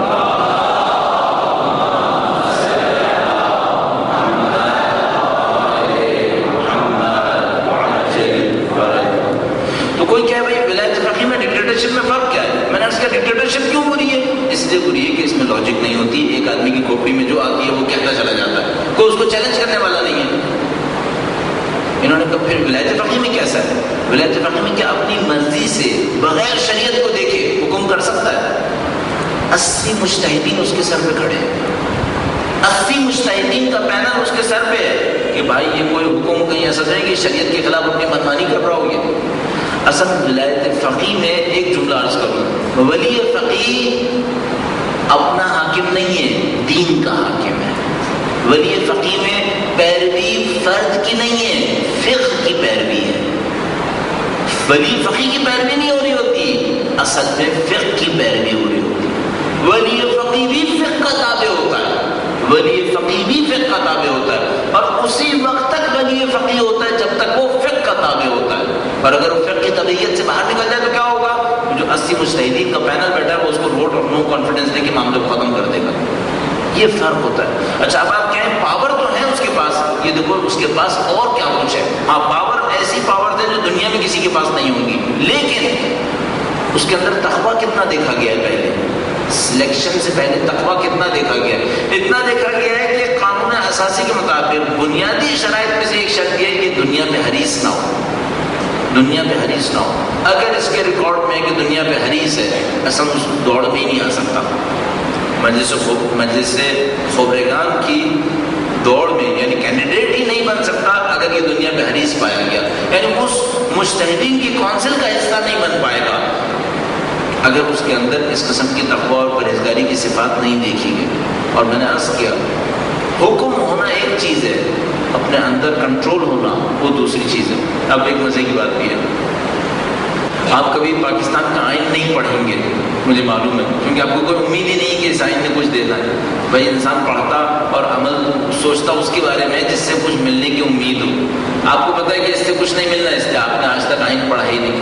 اگر آپ پاکستان کا آئین پڑھیں اور اس میں پارلیمنٹیرینز کی شرائط پڑھیں، جو پارلیمنٹ میں جانے کے لیے شرائط درکار ہے وہ پڑھیں، تو میں یہ قرآن کریم ہے، میں اس پہ ہاتھ رکھ کے تو نہیں کہنا چاہوں گا، لیکن میں تقریباً سکون سے ہاتھ بھی رکھ سکتا ہوں ان میں سے کوئی ایک بھی انتخاب نہیں ہو سکتا، ان میں سے تو کوئی ایک بھی انتخاب نہیں ہو سکتا۔ کیوں؟ اس میں لکھا ہے دین اسلام پر عمل کرتا ہو۔ ان میں سے کوئی ہے؟ عجیب حالت ہے اس ملک کی، واقعاً عجیب حالت ہے، اور بے حیائی کی انتہا ہے کہ یہ وہاں جا کر قرآن پہ ہاتھ اٹھاتے ہیں کہ میں آئین کی پاسداری کروں گا۔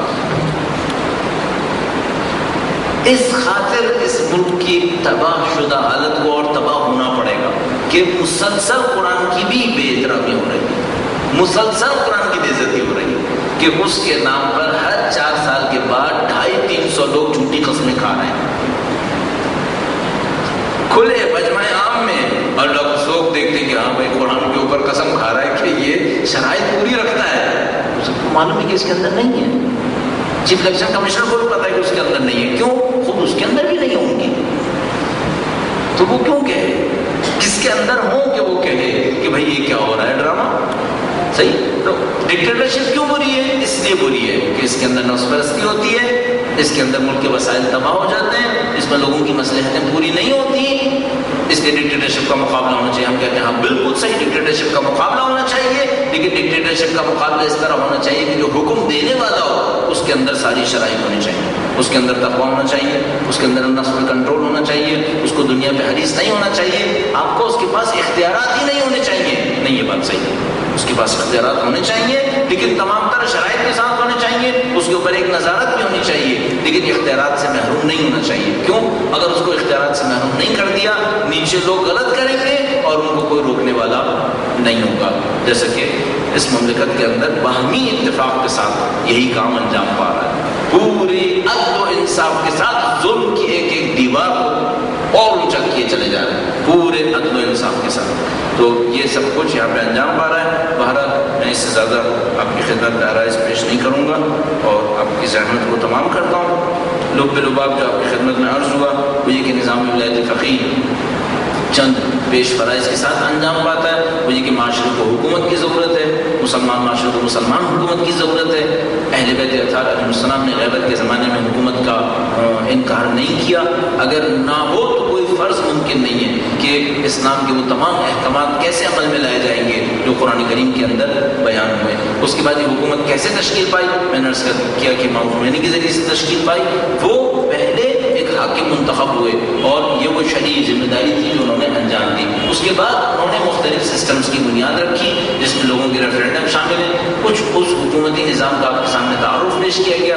اس حکومتی نظام کی ایک خاص بات یہ کہ اس میں عوام کا انتخاب بہت زیادہ ہے، بہت سارے مسائل کے اندر عوام براہ راست دخالت رکھتے ہیں۔ اس کے علاوہ اور بھی بہت ساری چیزیں تھیں عوامی دخالت کی. ان کا ایک شورائی نظام بھی ہے جس کے تحت وہ اپنے عوام کو بہت زیادہ دخالت دے رہے ہوتے ہیں, اور رئیس احمدی نژاد کے زمانے میں وہ نظام جو ہے وہ جاری و ساری ہوا. بہرحال کچھ حکومت پاکستان کے بارے میں بھی میں نے اپنی خدمت میں عرض کیا کہ یہاں پر جو ظلم ہے وہ کس طریقے سے کم از کم پاور کے ایشو کے اندر انجام پایا ہے. بہرحال اب تو خدا سے دعا ہی نہیں, خدا سے دعا کرتے وقت ایک الجھن جو آتی ہے وہ یہ کہ خدا ہم سے یہ کہہ سکتا ہے کہ اس دعا کے پیچھے تم نے کچھ کرنا ہے یا نہیں کرنا ہے؟ سب کچھ میری فرشتوں نے کرنا ہے, یعنی تمہارے کھانے پینے کا بندوبست بھی سب کچھ میں کروں اور تم کچھ نہیں کرنا, تم نہیں ہلنا. تو کچھ تو کرنا پڑے گا, کچھ تو کرنا پڑے گا, کچھ تو کہیں نہ کہیں بولنا پڑے گا اور کہنا پڑے گا. درود بھیجے گا محمد و آل محمد.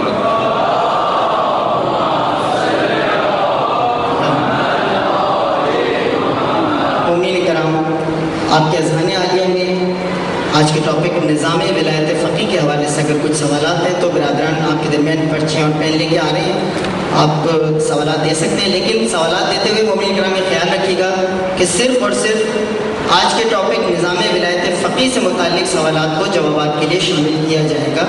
برائے تاجیل ظہور امام زمانہ بآواز بلند صلوات.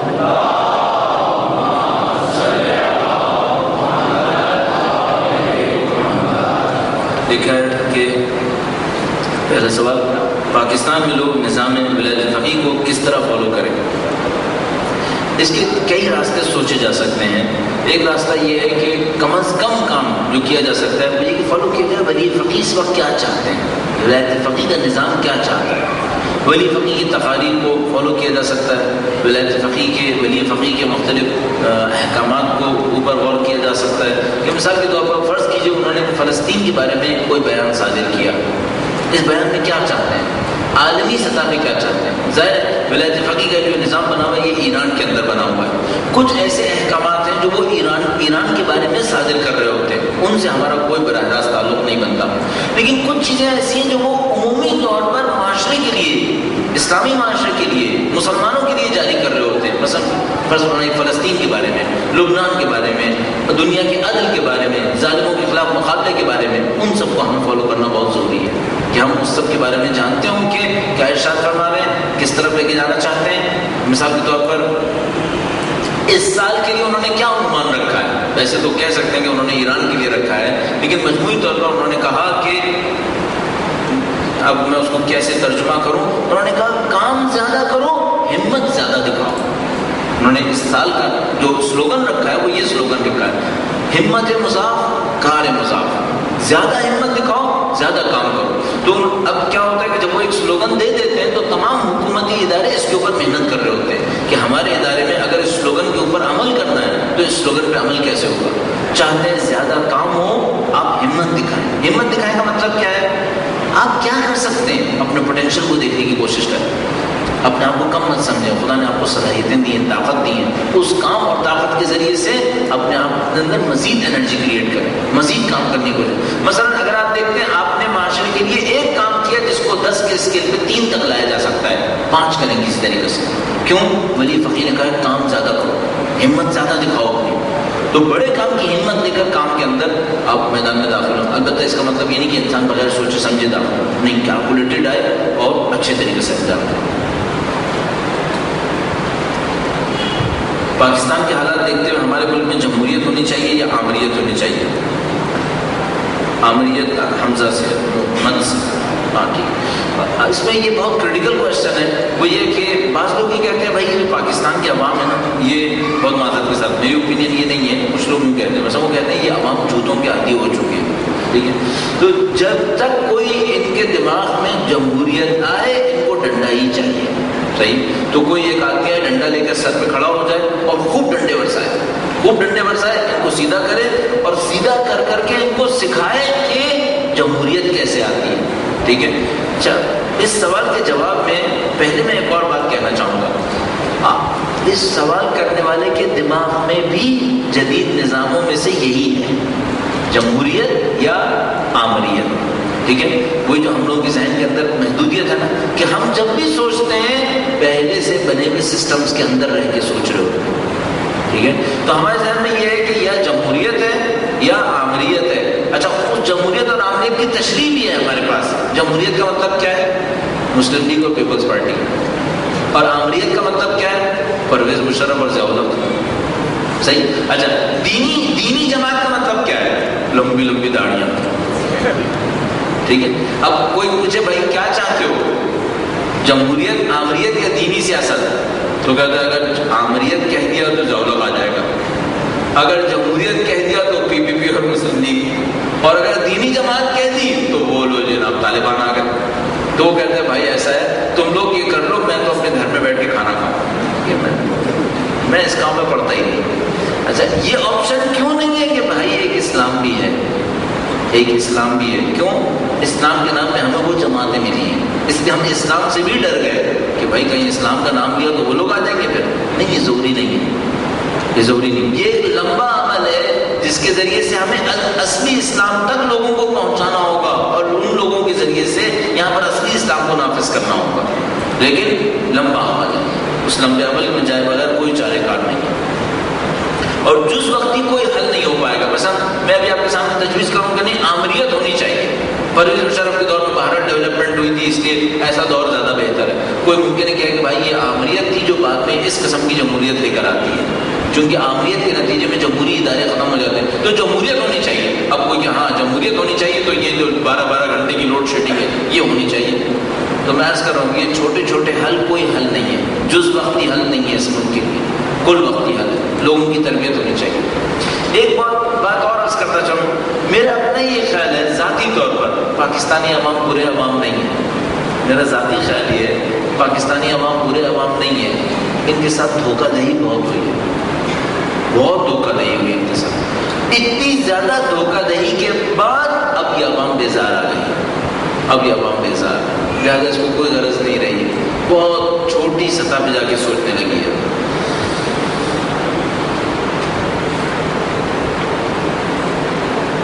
ہاں انہوں نے بہت کریٹیکل ایک کوشچن کیا ہے، یہ کہ انہوں نے کہا ہے ولی فقیہ کے جو نمائندے منتخب کیے جاتے ہیں وہ کس لحاظ سے کیے جاتے ہیں، اور پاکستان میں نمائندے ولی فقیہ کتنے ہیں؟ بعض کے مطابق 2 ہیں، اور دونوں کے نام لکھے ہوئے ہیں انہوں نے. بھائی اس کا بہت آسان راستہ یہ ہے کہ جو ولی فقیہ کے نمائندے آپ ان سے جا کے پوچھو کہ بھائی آپ کتنے نمائندے ہیں، کون ہیں، کس طریقے سے انتخاب کیے جاتے ہیں. میرے ذہن میں تو قطعاً نہیں آ سکے گا کہ ولی فقیہ اپنے نمائندے کا انتخاب کن اصولوں کے تحت کرتے ہیں، یا مثلا میں یہ ججمنٹ کروں کہ صحیح کرتے ہیں یا غلط کرتے ہیں. یہ نہ میری صلاحیت میں ہے، اور نہ میرے خیال میں یہ اصل مناسب ہے کہ میں ایسی کوئی حرکت کرنے کی کوشش کروں. تو بہترین راستہ یہ ہے کہ خود جو شخص نمائندے ہیں ان سے جا کے یہ سوال کیا جائے کہ بھائی یہاں نمائندے کتنے ہیں اور آپ کس طریقے سے انتخاب ہو رہے ہیں.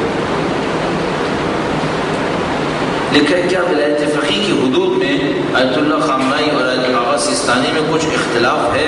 اگر ہاں تو وضاحت کریں. ممکن ہے فقہی لحاظ سے دونوں کے اقوال کے اندر اختلاف ہو، ممکن ہے. پہلی بات اگر ہے اس میں کیا برائی ہے؟ اگر فقہی لحاظ سے 2 فقہا کی آراء میں اختلاف ہے اس میں کوئی برائی نہیں ہے. دوسرا مسئلہ یہ ہے کہ کیا یہ ہے کہ ایک مانتا ہے اور دوسرا مانتا ہی نہیں ہے؟ نہیں، ہرگز ایسا نہیں، ہرگز ایسا نہیں. آیت اللہ سیستانی کی اگر کوئی کتب کا جائزہ لے، اور میرا اپنا یہ خیال ہے کہ اگر کبھی موقع ملے تو اس کے اوپر کسی ایکیڈیمک جگہ پر یہ کام کیا جائے. پاکستان میں بھی یہ کام ہونا چاہیے. کوئی ایک اچھی جگہ انتخاب کی جائے، چند پڑھے لکھے لوگوں کو جمع کیا جائے، اور اس کے اندر رہتے ہوئے پڑھے لکھوں سے میرا مطلب ہے جو دینی تعلیم کے ماہر ہوں. مثلا میں اگر آپ کی خدمت میں آیت اللہ العظمیٰ سیستانی کی کسی کتاب کی عربی کتاب کو نکال کر ان کی فقہی آراء کو بیان کر بھی دوں تو آپ کو شاید 1 گھنٹے کی گفتگو میں چند منٹ کی چیز جو ہے وہ قابل فہم سمجھ میں آئے گی. لیکن یہ کام اکیڈمک لیول پر ہو سکتا ہے کہ ان کی جو اجتہادی آراء ہیں ان کو جمع کیا جائے اور وہ پیش کیا جائے. تو میں آپ کو ایک سم بتاتا چلوں، نتیجہ بتاتا چلوں. شاید آیت اللہ العظمیٰ سیستانی کی ولی فقیہ کی حدود 4 کے بارے میں جو آراء ہیں وہ خود اس وقت خامنائی کی آراء سے کم نہیں ہے. انتہائی وسعت ہے ان کے ولی فقیہ کے اندر. آغا سیستانی کی ولایت فقیہ میں حدود میں بہت زیادہ وسعت ہے. یعنی مجھے نہیں معلوم ایسا اختلاف کس جگہ پر قرار پائے گا اگر کوئی اختلاف قرار پائے، لیکن بہت وسیع ہے، بہت وسیع ہے. آپ اور میں اس کو صرف میں کہہ سکتا ہوں ابھی، لیکن یہ ایک ایکڈیمک ڈسکشن ہے، اس کو اس سطح پر انجام دیا جا سکتا ہے کہ مجتہد کی آرام سے نکال کر اس کو بیان کیا جائے. ان کی مختلف کتب میں اس کی تشریح انتہائی زیادہ موجود ہے، لہٰذا کوئی مشکل پیش نہیں آئی.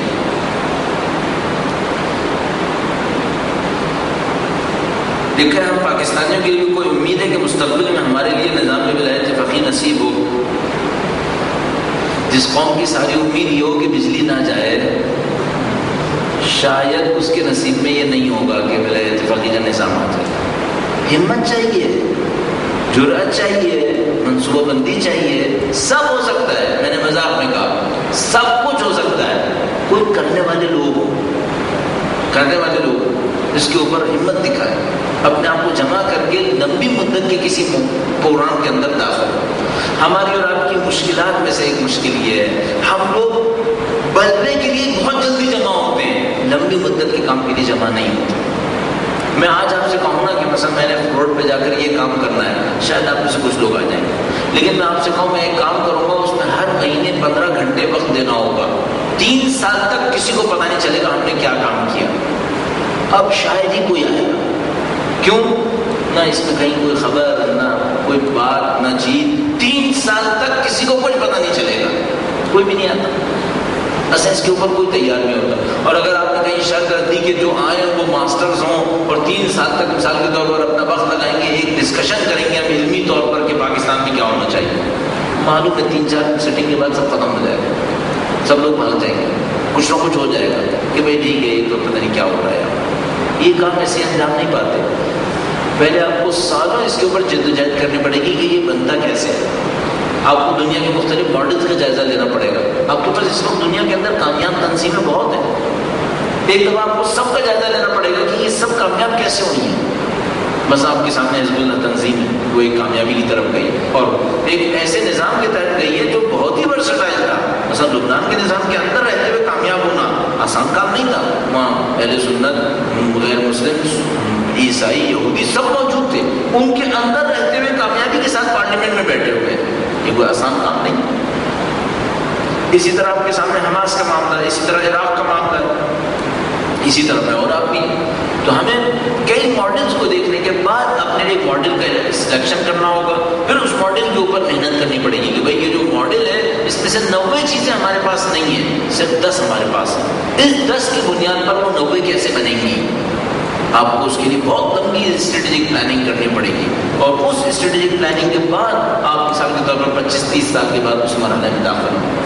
کوئی ممکن ہے کہ یہ پلاننگ کب سامنے آئے گی. ایک تو پلاننگ سامنے آنی بھی نہیں چاہیے، لیکن آپ کم از کم جو ہونا ہے قطعاً ہونا ہے وہ تو کر سکتے ہیں. مثلا طے شدہ بات ہے آپ کا تعلیمی نظام اچھا ہونا چاہیے. آپ کے پاس اپنا تعلیمی نظام ہونا چاہیے. پری نرسری سے لے کر یونیورسٹی تک آپ کے ہاتھ میں ہونا چاہیے.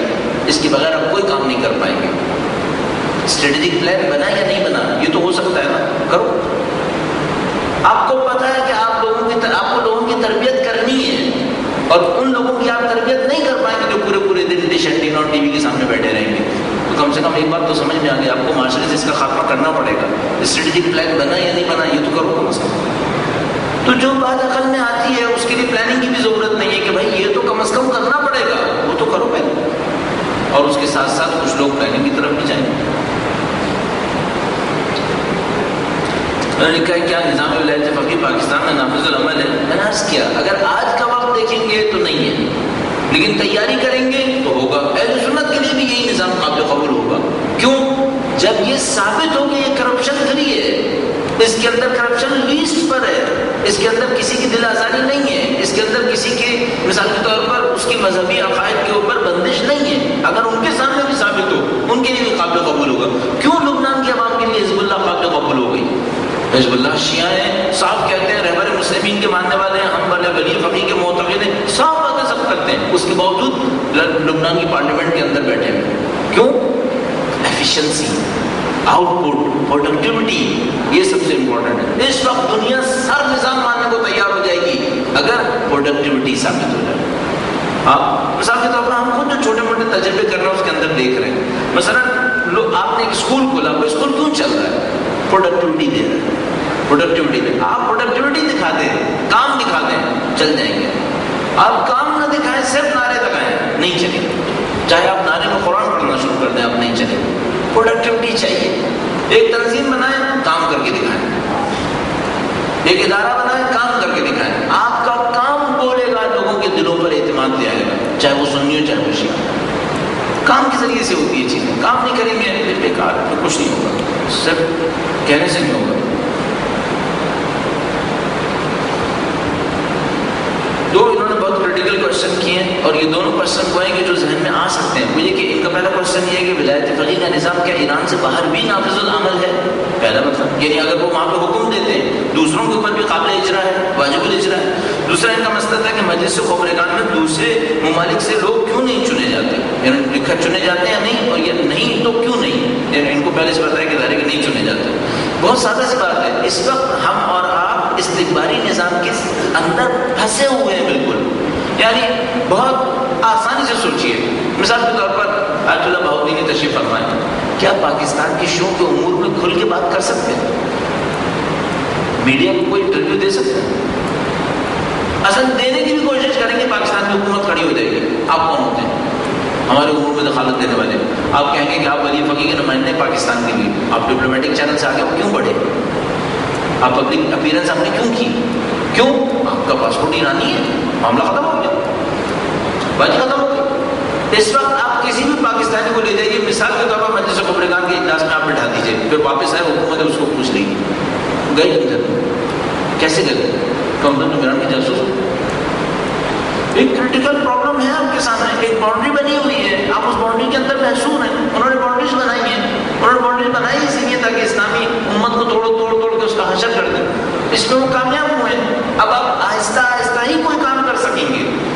اگر آپ نے ایک دن میں مثال کے طور پر ایران اعلان کرے آج سے ہم باؤنڈریز ختم کر رہے ہیں, تو دنیا ویسے کر دے, دنیا اس کو چھوڑ دے گی کیا؟ آپ کو اور ہمیں اتنی عقل کے ساتھ آگے بڑھنا ہوتا ہے کہ اپنے کام کو انجام دے سکیں. ایسا ایران بھی نہیں بچے گا.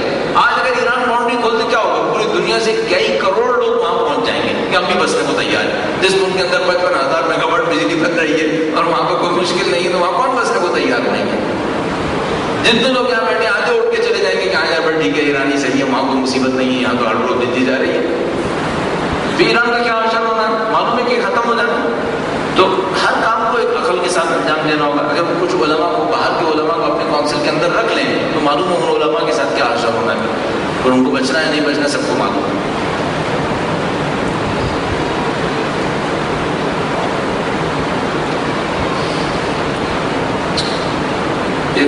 ایک مسئلہ ہوتا ہے کہ آدمی اردو لکھے, ایک دفعہ ہوتا ہے کہ آدمی کو انگلش لکھے, ایک دفعہ رومن لکھنا شروع کر دے, تو یہ دگنا عذاب ہے, دگنا عذاب. بھائی اللہ کا واسطہ, یہ ای میل تو نہیں ہے جس پہ رومن لکھنے کی مصیبت پڑی ہے, یہ ڈائریکٹ پیپر ہے, اس پہ تو اردو لکھو, ختم کرو. وہ ای میل پڑھنا بھی ایک مصیبت بن جاتی ہے جو رومن میں لکھی ہوئی, کہ آدمی سمجھ میں نہیں آتا کیا کرے اس کے ساتھ. اسی طرح ایس ایم ایس بھی, ایک ایس ایم ایس بھی ایسی چلتے ہیں نا جن میں رومن لکھی ہوئی ہوتی ہے, وہ اس کا بھی ایک عجیب حشر ہوتا ہے. ٹھیک ہے, ولی فقیہ تہران اور دیگر شہروں میں بڑھتی ہوئی بے پردگی پر کس مصلحت کے تحت خاموش یا کم از کم سختی سے پیش کیوں نہیں آتے؟ ہاں, یہ تو یہ کہنا ذرا مشکل ہے کہ میں اپنے ذہن سے طے کروں کہ وہ کس مصلحت کے تحت خاموش ہیں یا سختی سے پیش نہیں آتے. یعنی انہوں نے خود سمجھ لیا کہ خاموش تو نہیں ہوں گے یقیناً, سختی کیوں نہیں کرتے؟ اس کی بہت سادہ وجہ مجھے سمجھ میں آتی ہے, نہیں معلوم یہ ان کے ذہن میں یقیناً کچھ اور ہوگا. جو مجھے سمجھ میں آتی ہے وہ یہ کہ آپ سختی کر کے صرف ایک کام کرتے ہیں, سامنے سے ہٹا دیتے ہیں, پردے کے پیچھے چلا دیتے ہیں. مثلا بہت چھوٹی سی ایک بات, آپ پاکستان کے اندر کسی بھی چیز پر صرف پابندی لگا دیجیے, حکومتی سطح پر اس چیز کی امپورٹ پر پابندی ہے, آگے کیا ہوگا؟ وہ چیز پاکستان میں نہیں ملے گی. ہاں ملے گی, مہنگی ملے گی. کیوں؟ پہلے آفیشیل آ رہی تھی, پھر اسمگلنگ سے آئی. صرف یہی ہوگا اور کچھ نہیں ہوگا. تو پاکستان میں جب کسی کو کسی بزنس سے کمانا ہوتا ہے تو وہ حکومت سے اس پہ پابندی لگوا دیتا ہے کہ حکومت پابندی لگائے, اب میں اسمگلنگ کروں گا اور خوب کماؤں گا اس کے اوپر. یہ ہوتا ہے پاکستان کے اندر.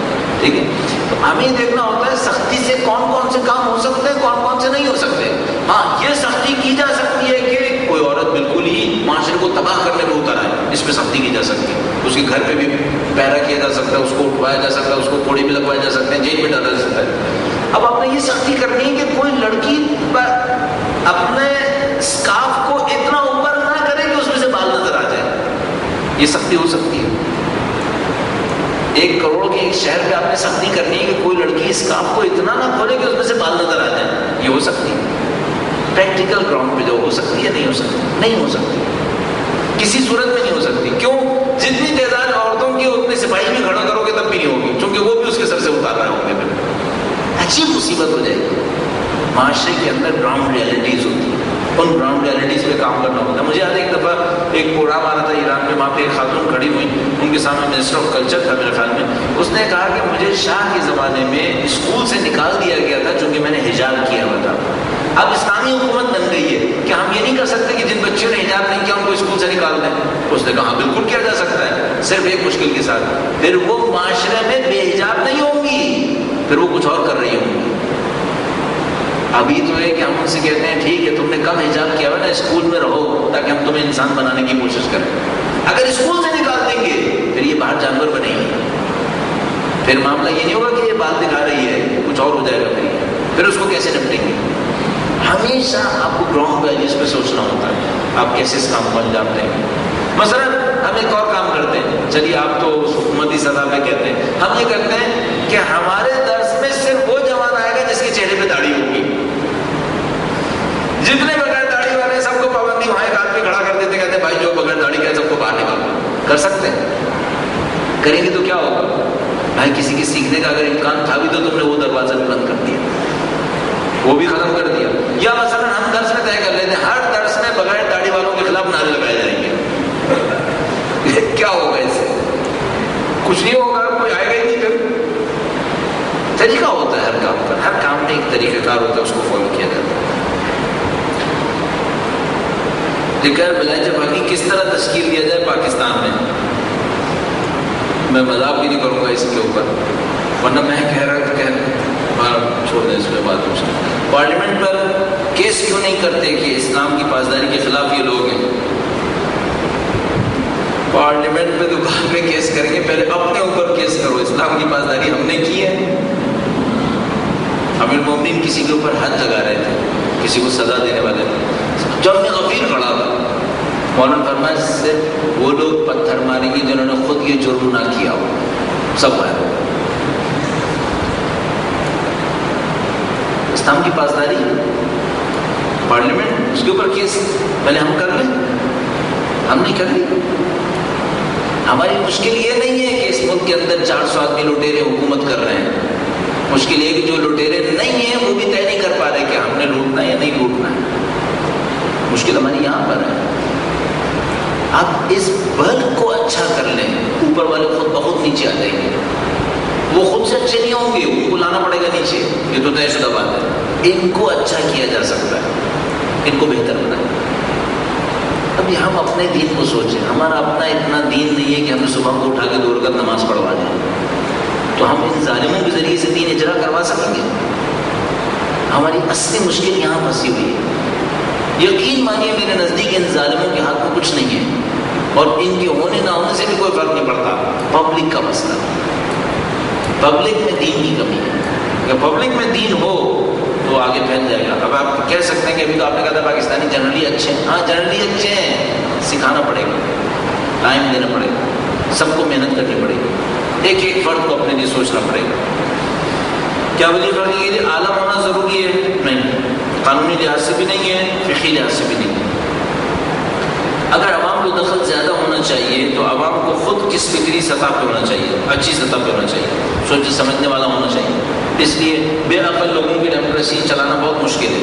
لیکن اگر کوئی یہ کہنا کہ ڈیموکریسی کے لیے شرط لگا دیتے ہیں, ووٹ صرف وہی ڈالیں گے جو ماسٹرز کیے ہوئے ہوں گے, ووٹ صرف وہی ڈالیں گے جو میٹرک کیے ہوئے ہیں, تو میں کہوں گا پھر اس تعلیم میں بعض جاہل بہت بہتر ہے.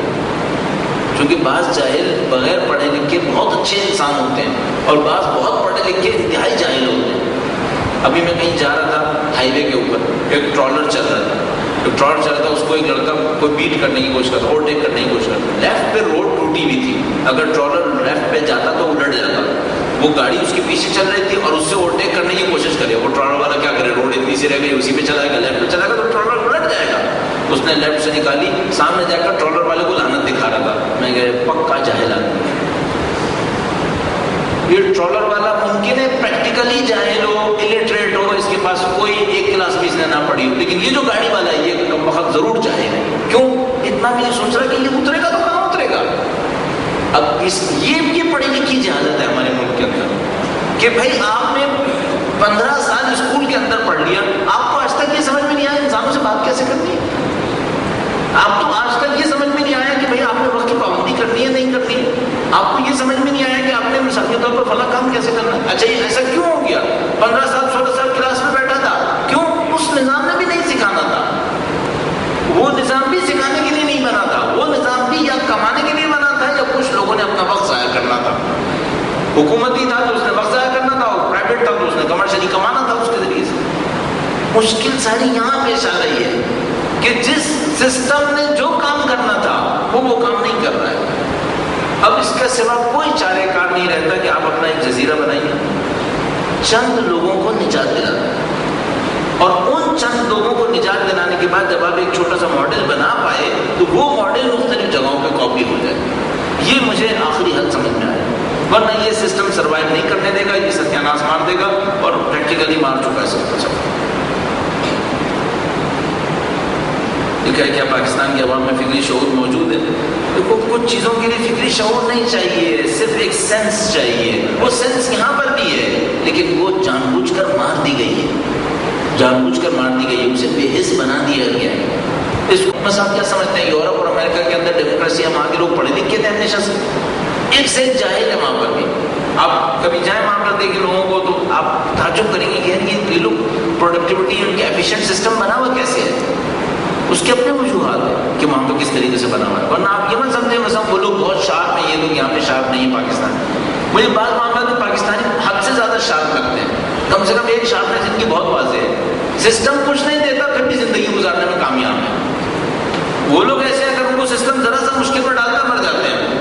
یہاں بیچارے خود اپنی جان بچانے کے لیے اسٹرگل کر لیتے ہیں، خود اپنی عقل سے کام لیتے ہیں. میں خود گاڑی چلاتا ہوں ہر روز، مجھے پتا ہے وہاں پہ لوگوں کے سامنے صرف ایک رول ہوتا ہے، جو رول کہہ رہے ہیں وہ کرتے چلے جاؤ، گاڑی چلے گی. یہاں طے شدہ بات ہے جو رول کہہ رہا ہے وہ کیا تو گاڑی نہیں چلے گی. گاڑی چلانی ہے تو خود سے سوچنا پڑے گا کہ گاڑی کیسے چلانی ہے. یہ تو شارپ ہے تو ورنہ کیسے کر رہے ہیں یہ صحیح. ایک بار پھر اس کو پڑھ لیتا ہوں. ایک حصہ تو پرانا ہے، ولایت فقیہ کے پیروکار کی حیثیت سے ہم اور دوسرے ممالک میں رہنے والوں کے لیے کیا حکم ہوگا. یہ پرانا بات ہو گئی. اگر ولی فقیہ جہاد کا حکم دے تو جبکہ ہم سرحدی پابندیوں کی وجہ سے عمل نہیں کر سکتے، وہ بھی جانتے ہیں، وہ بھی جانتے ہیں کہ آپ کی سرحدی مجبوریاں کتنی ہیں، اس کے حساب سے حکم دیں گے. وہ تو ظاہر ہے ایسا تھوڑی کہ وہ نہیں جانتے کہ آپ کی سرحدی مجبوریاں کیا ہیں. یعنی بعض اوقات ہم حکم دینے والے کو سمجھ رہے ہوتے ہیں وہ پاکستان کا پریزیڈنٹ ہے، وہ بھائی وہ عقل مند ہے، وہ یہاں پہ وہ یہ نہیں ہے جو آپ سمجھ رہے ہیں کہ یہاں پر جو ہے. اچھا یہ ایک کوشچن بہت کریٹیکل ہے. کسی اور مذہب کی تقلید میں رہتے ہوئے اس پر عمل کرنا ضروری ہے؟ یہ ہم لوگوں کے ہاں یہ فقہ میں سب کچھ طے ہوا ہے پہلے سے کہ مثلا اگر کوئی فقہی فتویٰ دے اس کی حیثیت کیا ہوتی ہے، اگر کوئی مجتہد حکم دیتا ہے اس کی حیثیت کیا ہوتی ہے. مجتہد کا حکم یہ ہوتا ہے جو فتویٰ کے اگینسٹ قرار پاتا ہے، وہ اس سطح پہ ہوتا ہے کہ اگر آپ کسی قاضی کی عدالت میں گئے اور اس قاضی نے حکم دے دیا، میرے نزدیک حکم یہ ہے، مصلحتوں کے تحت یہ ہونا چاہیے، اب دنیا کا کوئی قاضی اس کو چیلنج نہیں کر سکتا. کیوں؟ ایک مجتہد حکم دے دے معاملہ ختم ہو گیا، سب کو ماننا پڑتا ہے، حتیٰ دوسرے مجتہدین کو بھی ماننا پڑتا ہے. صرف ایک صورت ہوتی ہے کہ دوسرے مجتہد کو یقین ہو 100% کہ یہ حکم جن بنیادوں پر دیا گیا ہے وہ بنیادیں صحیح نہیں ہیں، بس ایک صورت رہ جاتی ہے. ورنہ حکم کی پیروی سب پہ واجب ہے، فقہی جہاں سے ثابت ہے بات. لکھا ہے بزرگ مراجع کے نزدیک، یعنی مثال کے طور پر آیت اللہ اور سیستانی، آیت اللہ خوئی اور آغاز سیستانی کے نزدیک عالم نظام حکومت اپنے ہاتھ میں نہیں لے سکتا. کیا یہ صحیح ہے؟ نہیں، میرے خیال میں صحیح نہیں ہے. وہ لے سکتا ہے، ان کے نزدیک لے سکتا ہے، ان کے نزدیک بھی ولایت فقیہ کی پیروی واجب ہے. میں نے عرض کیا یہ ایک اکیڈیمک ڈسکشن ہے، علمی ڈسکشن ہے، اس کو ثابت کرنا بہت آسان ہے، لیکن وہ ماحول ہونا چاہیے جس کے اندر یہ بات ہو سکے.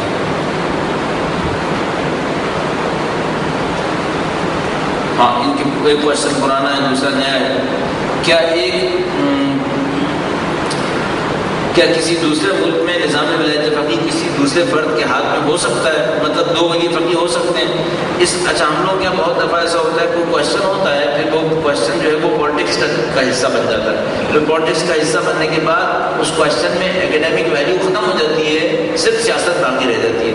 مثلا بعض سوال فرقہ واریت کی نظر ہو گئے، مثلا ایمان ابو طالب کے اوپر، حضرت ابو طالب کے ایمان کے اوپر اب یہ مسئلہ فرقہ وارانہ بن گیا۔ پہلے اہل سنت بھی معتقد تھے کہ حضرت ابو طالب ایمان لائے ہوئے تھے، سب کچھ تھا، لیکن اس کے بعد یہ فرقہ وارانہ ہو گیا۔ اب کیا ہو گیا؟ کوئی بھی سنی ہوگا وہ کھٹ سے کہے گا نہیں وہ اسلام نہیں لائے تھے۔ کوشچنز بعض اوقات رنگ تبدیل کر لیتے، اپنی علمیت سے باہر آ جاتے ہیں۔ اب یہ کہ مثال کے طور پر ایک وقت میں 2 ولی فقیہ ہو سکتے ہیں نہیں ہو سکتے، اس کے بھی ایک رنگ بن گیا، ایک سیاسی رنگ بن گیا۔ اگر علمی طور پر سوچیں، علمی طور پر اسلام کی ہر بنیاد مرکزیت پہ چل رہی ہوتی ہے۔ اسلام میں آئیڈیل تصور یہ کہ ایک ہی ہونا چاہیے، غیبت کے لیے بھی نظام یہی ہونا چاہیے، ایک ولی فقیہ ہونا چاہیے اور وہ پوری عالم اسلام کو رہبری فراہم کر رہا ہو اور نظام فراہم کر رہا ہو۔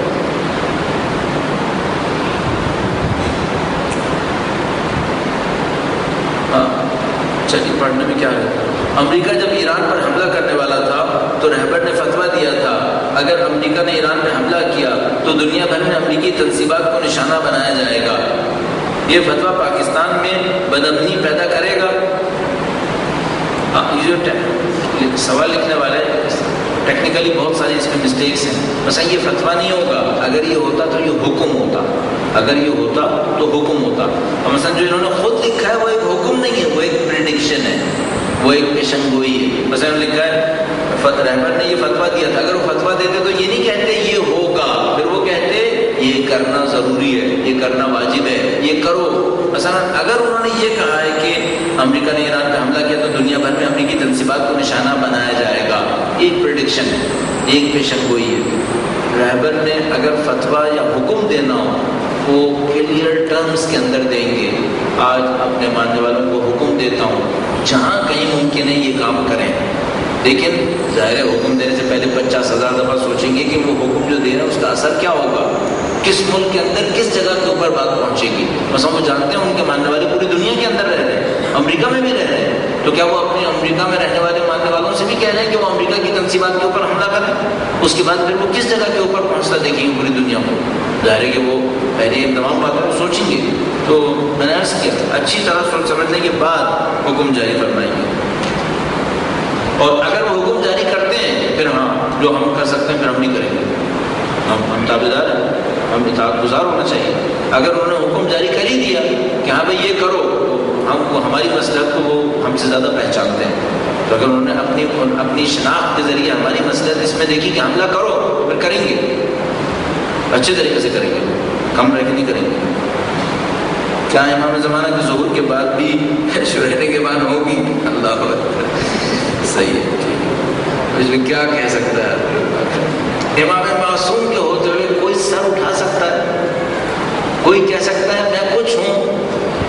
امام معصوم کے ہوتے معاملہ ختم ہو جاتا ہے۔ امام معصوم سب کچھ ہے، اس کا حکم، اس کا قول، فعل، تقریر سب کچھ امام معصوم ہے۔ پھر امام معصوم حکم دے گا یہ شخص اس جگہ کا حاکم ہوگا، معاملہ ختم ہو گیا، کسی کے پاس کوئی اختیار نہیں ہے، پھر وہ حاکم ہوگا۔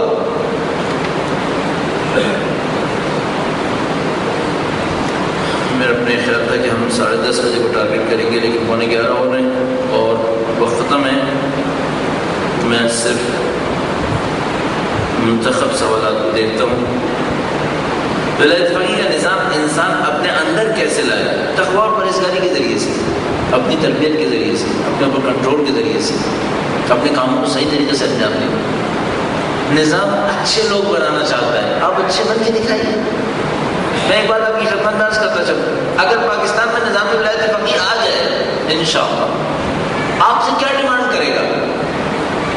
آپ سے ڈیمانڈ کرے گا کہ اگر آپ طالب علم ہیں تو اچھے طالب علم بنیں، اگر آپ کارخانے میں کام کر رہے ہیں تو اچھا کام کریں، اگر آپ عام روڈ پہ چلنے والے انسان ہیں تو دیانتداری سے زندگی گزاریں۔ یہ ابھی کر لیں۔ وہ جو نظام ہے وہ اپنے فوائد آپ کو دے گا، لیکن وہ جو نظام آپ سے مطالبہ کر رہا ہے اس پر کیوں نہیں عمل کر رہے؟ نظام ولایت فقیہ ہوگا تو آپ فجر کی نماز پڑھیں گے یا نہیں پڑھیں گے؟ اب کیوں نہیں پڑھ لیتے؟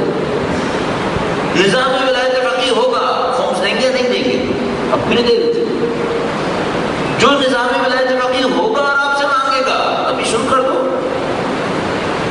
اور اس سے آگے اگر بڑھ کے کہنا چاہ رہے ہیں آپ امام کے منتظر ہیں کہ امام تشریف لائیں گے, امام معصوم جب تشریف لائیں گے تو آپ کیا کریں گے؟ میں قربانیاں دوں گا, تھوڑی سی ابھی بھی دے دو, تھوڑی کچھ شروع تو کرو. سب کچھ اٹھا کے رکھا ہوا ہے کہ اس وقت کروں گا اور اس وقت کچھ نہیں کروں گا. اس وقت کروں گا بالکل صحیح, ابھی سے شروع کروں, ابھی سے شروع کروں. ولایت فقیہ کے الیکشن کتنے سال بعد ہوتے ہیں؟ ولایت فقیہ کا الیکشن نہیں ہوتا, ولایت فقیہ کو مجلس خبرگان انتخاب کرتی ہے. مجلس خبرگان کے الیکشن ہوتے ہیں, وہ ان کے الیکشن ہوتے ہیں, پھر وہ ایک ولی فقیہ کا انتخاب کرتے ہیں. جب ولی فقیہ کا انتخاب ہو جاتا ہے تو مادامت شرائط ہوتا ہے, یعنی جب تک شرائط ہیں یہ آدمی ہے, چاہے وہ 50 سال تک شرائط رہے تو 50 سال تک وہ ولی فقیہ رہیں گے, جیسا کہ رہبر معظم کا انتخاب ہوا. اصلی مجتہدین میں سے کتنے مجتہدین کا ووٹ دینا ضروری ہے؟ جو میرے ذہن میں ہے 2/3 اکثریت ہے جو میرے ذہن میں ہے, لیکن میں بہت زیادہ کنفرم نہیں ہوں اس میں.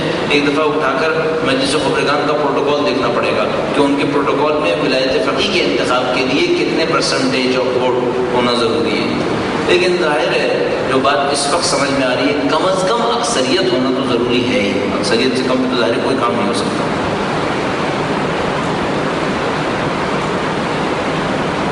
انہوں نے لکھا ہے کیا ولی فقیہ کے انتخاب میں ایران کے علاوہ مجتہدین کی رائے کو ملحوظ رکھا جاتا ہے؟ میں نے عرض کیا آپ کی خدمت میں. ولی فقیہ کی ذمہ داری میں سے ایک ذمہ داری غربت کو مٹانے کے لیے جدوجہد کرنا ہے, لیکن آج تک کوئی مجتہد پاکستان میں کسی غریب کی مالی مدد کرتے ہوئے نظر نہیں آ رہے. بہت بڑا جھوٹ بولا بھائی, اللہ ہماری اصلاح کرے. جھوٹ بولنے میں بھی کچھ ہوتا ہے کہ بھائی آپ تھوڑا ہاتھ سنبھال کے تھوڑا سا چھوٹا جھوٹ بولیں تاکہ بعد میں قیامت کے دن سنبھالا جا سکے. دوبارہ دہرانے کی ضرورت کرتا ہوں, آج تک کوئی مجتہد پاکستان میں کسی غریب کی مالی مدد کرتے ہوئے نظر نہیں آیا. آپ نہیں جانتے تو کہہ دو میں نہیں جانتا. آپ جتنا جانتے ہیں تو کہہ دو میں اتنا جانتا ہوں. لیکن آپ نہیں جانتے اور دعویٰ ایسا کریں کہ میں بہت جانتا ہوں, اس سے زیادہ حماقت کیا ہو سکتی ہے؟ کیا ہو سکتی ہے؟ مثلا آپ کہہ رہے ہیں غریب کی مدد کرتے ہوئے نظر نہیں آیا. مثلا میں جانتا ہوں میرے ہاتھ سے منتھلی بجٹ جو غربا کے پاس جاتا ہے وہ کتنا ہے, اور میرے پاس کہاں سے پیسہ آیا؟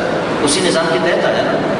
مثلا فرض کیجیے میرے پاس خمس جمع کرنے کی اجازت ہے, میں نے 4 لوگوں سے خمس دیا, اس میں سے کچھ غریبوں کو دیا. کس نظام کے تحت دیا؟ اسی خمس اور مرجعیت تخلیق اور وقاحت کے تحت دیا نا. اور کیا ہونا تھا؟ یہ تو میں نے خود کیا ہے. اب پھر آپ تک نظر ہی نہیں آیا ماشاء اللہ. ہاں نظر نہیں آیا, شاید آنکھیں نہ ہو, کیا کہہ سکتے ہیں ممکن بھائی ٹھیک ہے لکھا ہے نظر نہیں آیا. مجھے ابھی ایک نقطہ سمجھ میں آیا کہ بھائی شاید انہوں نے اپنی آنکھوں سے نہ دیکھا ہو, کانوں سے سنا ہو. حد ہو گئی. یعنی آدمی بولنے میں بہت احتیاط کرے. قرآن کریم فرماتا ہے انسان کا کہا سنا سب کا سب ذمہ دار ہے, اس کو قیامت کے دن جواب دینا پڑے گا. میں مذاق کر کے اس غلط کام کی انٹینسٹی کو کم کرنے کی کوشش کر رہا ہوں, لیکن کام غلط ہے. اتنی بڑی بات نہیں کرنی چاہیے. قیامت کے دن جواب دینا پڑے گا.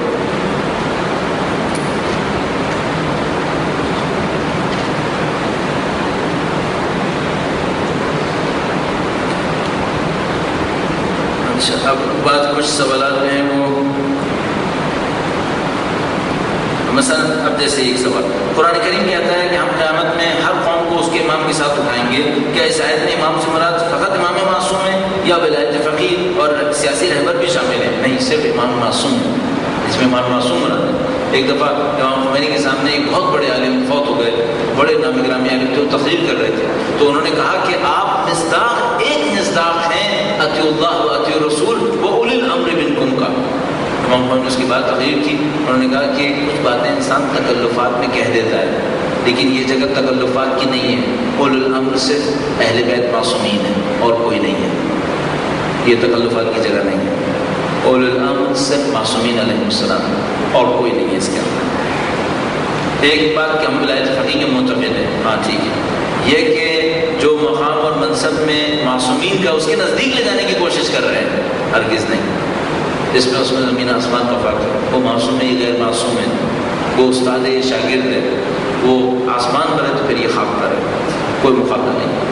معصوم سے کسی کا کوئی مقابلہ نہیں. بلا امتیاز. تو اس میں کبھی مکس اپ کرنے کی کوئی کوشش نہ کریں. یہ سب جتنے بھی ہیں یہ در اہل بیت کے فقیر ہیں, در اہل بیت کے گدھا ہیں سب رسول. کبھی ان سے پوچھیں ان کے دل میں اہل بیت کے لیے کیا ہے. تو اس میں کوئی مکس اپ نہ کریں. میرے خیال میں سوالات کافی زیادہ ہیں اور ہم اس کو کور نہیں کر پائیں گے. سوالات ہونا بہت پازیٹیو ہے, اور سوائے ایک آدھ چیزوں کی جس میں بولنے والا جو ہے وہ اپنی حد کو کراس کر دیتا ہے, اور بعض اوقات جیسے کہ ان بردر کے ساتھ شاید ایسا ہوا. البتہ اس میں بھی بعض جذبات لوگوں کے ہوتے ہیں. یعنی مجھے اس کا اندازہ ہے, مثلا وہ سوچتا ہے کہ بھائی خمس کا صحیح یوٹیلائزیشن نہیں ہو رہا ہے, غلط جگہوں کے اوپر جاتا ہے, تو جملہ اتنا ہی لکھنا چاہیے تھا. مثلا یہ لکھ سکتے تھے کہ ہم نے خمس کا صحیح یوٹیلائزیشن بعض جگہ پہ نہیں دیکھا. ہاں یہ بات ٹھیک ہے کہ بھئی ہم نے بعض اوقات دین کے نام پر جمع ہونے والے پیسے کو صحیح خرچ ہوتے نہیں دیکھا. ہاں یہ بات صحیح ہے, لیکن اتنا کلیت کے ساتھ ایک جملہ لکھنا, کسی مجتہد کو پاکستان میں کسی غریب کی مدد کرتے نہیں دیکھا, تو یہ تو بالکل یعنی آپ کو سمجھ میں آنی بات کہ نہیں بھائی یہ تو غلط ہے, ایسا نہیں ہے. تو لیکن بہرحال سوال ہونا بہت پازیٹیو ہے. ہم نے جو جواب دیے وہ یہ ہیں, ٹھیک ہے, اور وہ جو سوال باقی ہیں وہ یہ ہیں. یہ تقریباً میرا اپنے خیال ہے کہ شاید اس سے زیادہ یہ ہے. تو ابھی کوئی یہ کہے کہ بھائی ان کا فائدہ کیا ہو جو اتنے ڈھیر سارے سوال ہوئے. یہ کہ سوال ہوں یہ پازیٹیو ہے, یہ کہ آپ کے ذہن میں سوال اٹھیں اور آپ ان سوالوں کے اوپر محنت کریں, اپنے ہونے والے سوال کو جواب حاصل کرنے کی کوشش کریں. البتہ ضروری نہیں کہ میں ہی جواب دوں. میرے پاس ایک لمیٹڈ ٹائم ہے, مثلا میں نے 1.5 سے 2.5 گھنٹے 1.5 سے 2.5 بجے تک کا ایک ٹائم رکھا ہے کالس کے لیے. وہ بھی اس میں دوست احباب خوب وقت سے باہر نکل کے کالس کرتے ہیں. میں پریشان ہوتا رہتا ہوں کہ بھائی کس طرح سے سمجھاؤں کہ 1.5 بجے سے 2.5 بجے کے درمیان ہی رہنا ہے. یہ بھی لطیفہ ہوا ایک دفعہ. میں نے کہا بھائی 1.5 سے 2.5 بجے, اس نے رات کو 2 بجے فون کیا. ارے بھائی میں نے کہا 1.5 سے 2.5 دن کا تھا یار, رات کا نہیں تھا. ایسے لطیفے بہت ہوتے ہیں ہمارے ساتھ. تو میں بھی بعض اوقات پریشان ہو جاتا ہوں کہ بھائی کیا کروں. پھر کسی سے مجبوری ہوتی ہے, کہیں آپ مصیبت میں پھنسے ہوئے ہیں, وہاں بیلس پہ بیل بجائے چلے جا رہے. بھائی یہ بھی تو سوچو کہ میں بھی تو بلا کر کوئی مجبوری آ سکتی ہے میری بھی تو, کہ جس میں 1.5 سے 2.5 ہونے کے باوجود جو ہے وہ بزی ہو سکتا ہوں. آپ یہ کرو کہ ایک مثلا SMS کر دو کہ میں کس وقت کال کروں, میں آپ کو بتا دوں گا آپ اس وقت کال کرو. پھر ایک اور مسئلہ کیا ہوتا ہے, آپ SMS پہ پوری کتاب آنا شروع ہو جاتی ہے. ایک آدمی نے لکھا مثلا قیامت کے بارے میں تشریح کریں شارٹلی. ارے بھائی کیا ہو رہا ہے بھائی, یہ کیسے کوئی کس طرح SMS کے اوپر کام کر سکتا ہے کہ بھئی SMS ہے, یہ اس کا مطلب ہوتا ہے شارٹ میسیجنگ سروسز. میرے خیال میں اگر صحیح میں کہہ رہا ہوں تو اس کا مطلب یہ کہ یہ شارٹ ہی رہے, پوری کتاب نہیں بننی چاہیے. تو اس کی ایک لمٹ ہوتی ہے, ہر چیز کی لمٹ ہے, ہماری ایک لمٹ ہے, اور اس لمٹ کو ہم کراس نہیں کر سکتے. بہرحال آپ کے کوشچنس کا بہت بہت شکریہ. اور جو میں نے باتیں کہیں اس کے اندر بعض چیزیں شاید میں بھی اپنی حد سے کراس کر جاتا ہوں, اس کے لیے انتہائی معذرت. اور اگر کسی دوست نے ایسی کوئی بات کہی ہے لکھی جس سے کسی دوسرے کی دل آزاری ہوئی تو ظاہر ہے کہ کسی اور نے کہی تو اس میں ہماری کوئی دخالت نہیں ہے, اس سے ہمارا کوئی تعلق نہیں ہے. بہت بہت شکریہ. درود بھیجیں محمد وعلی محمد.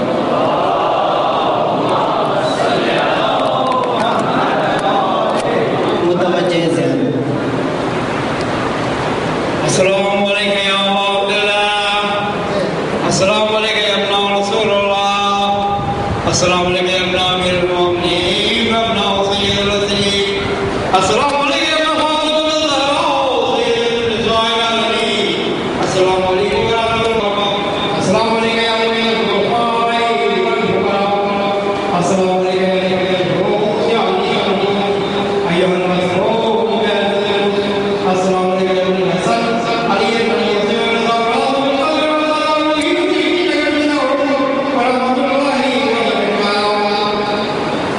السلام علیکم یا صاحب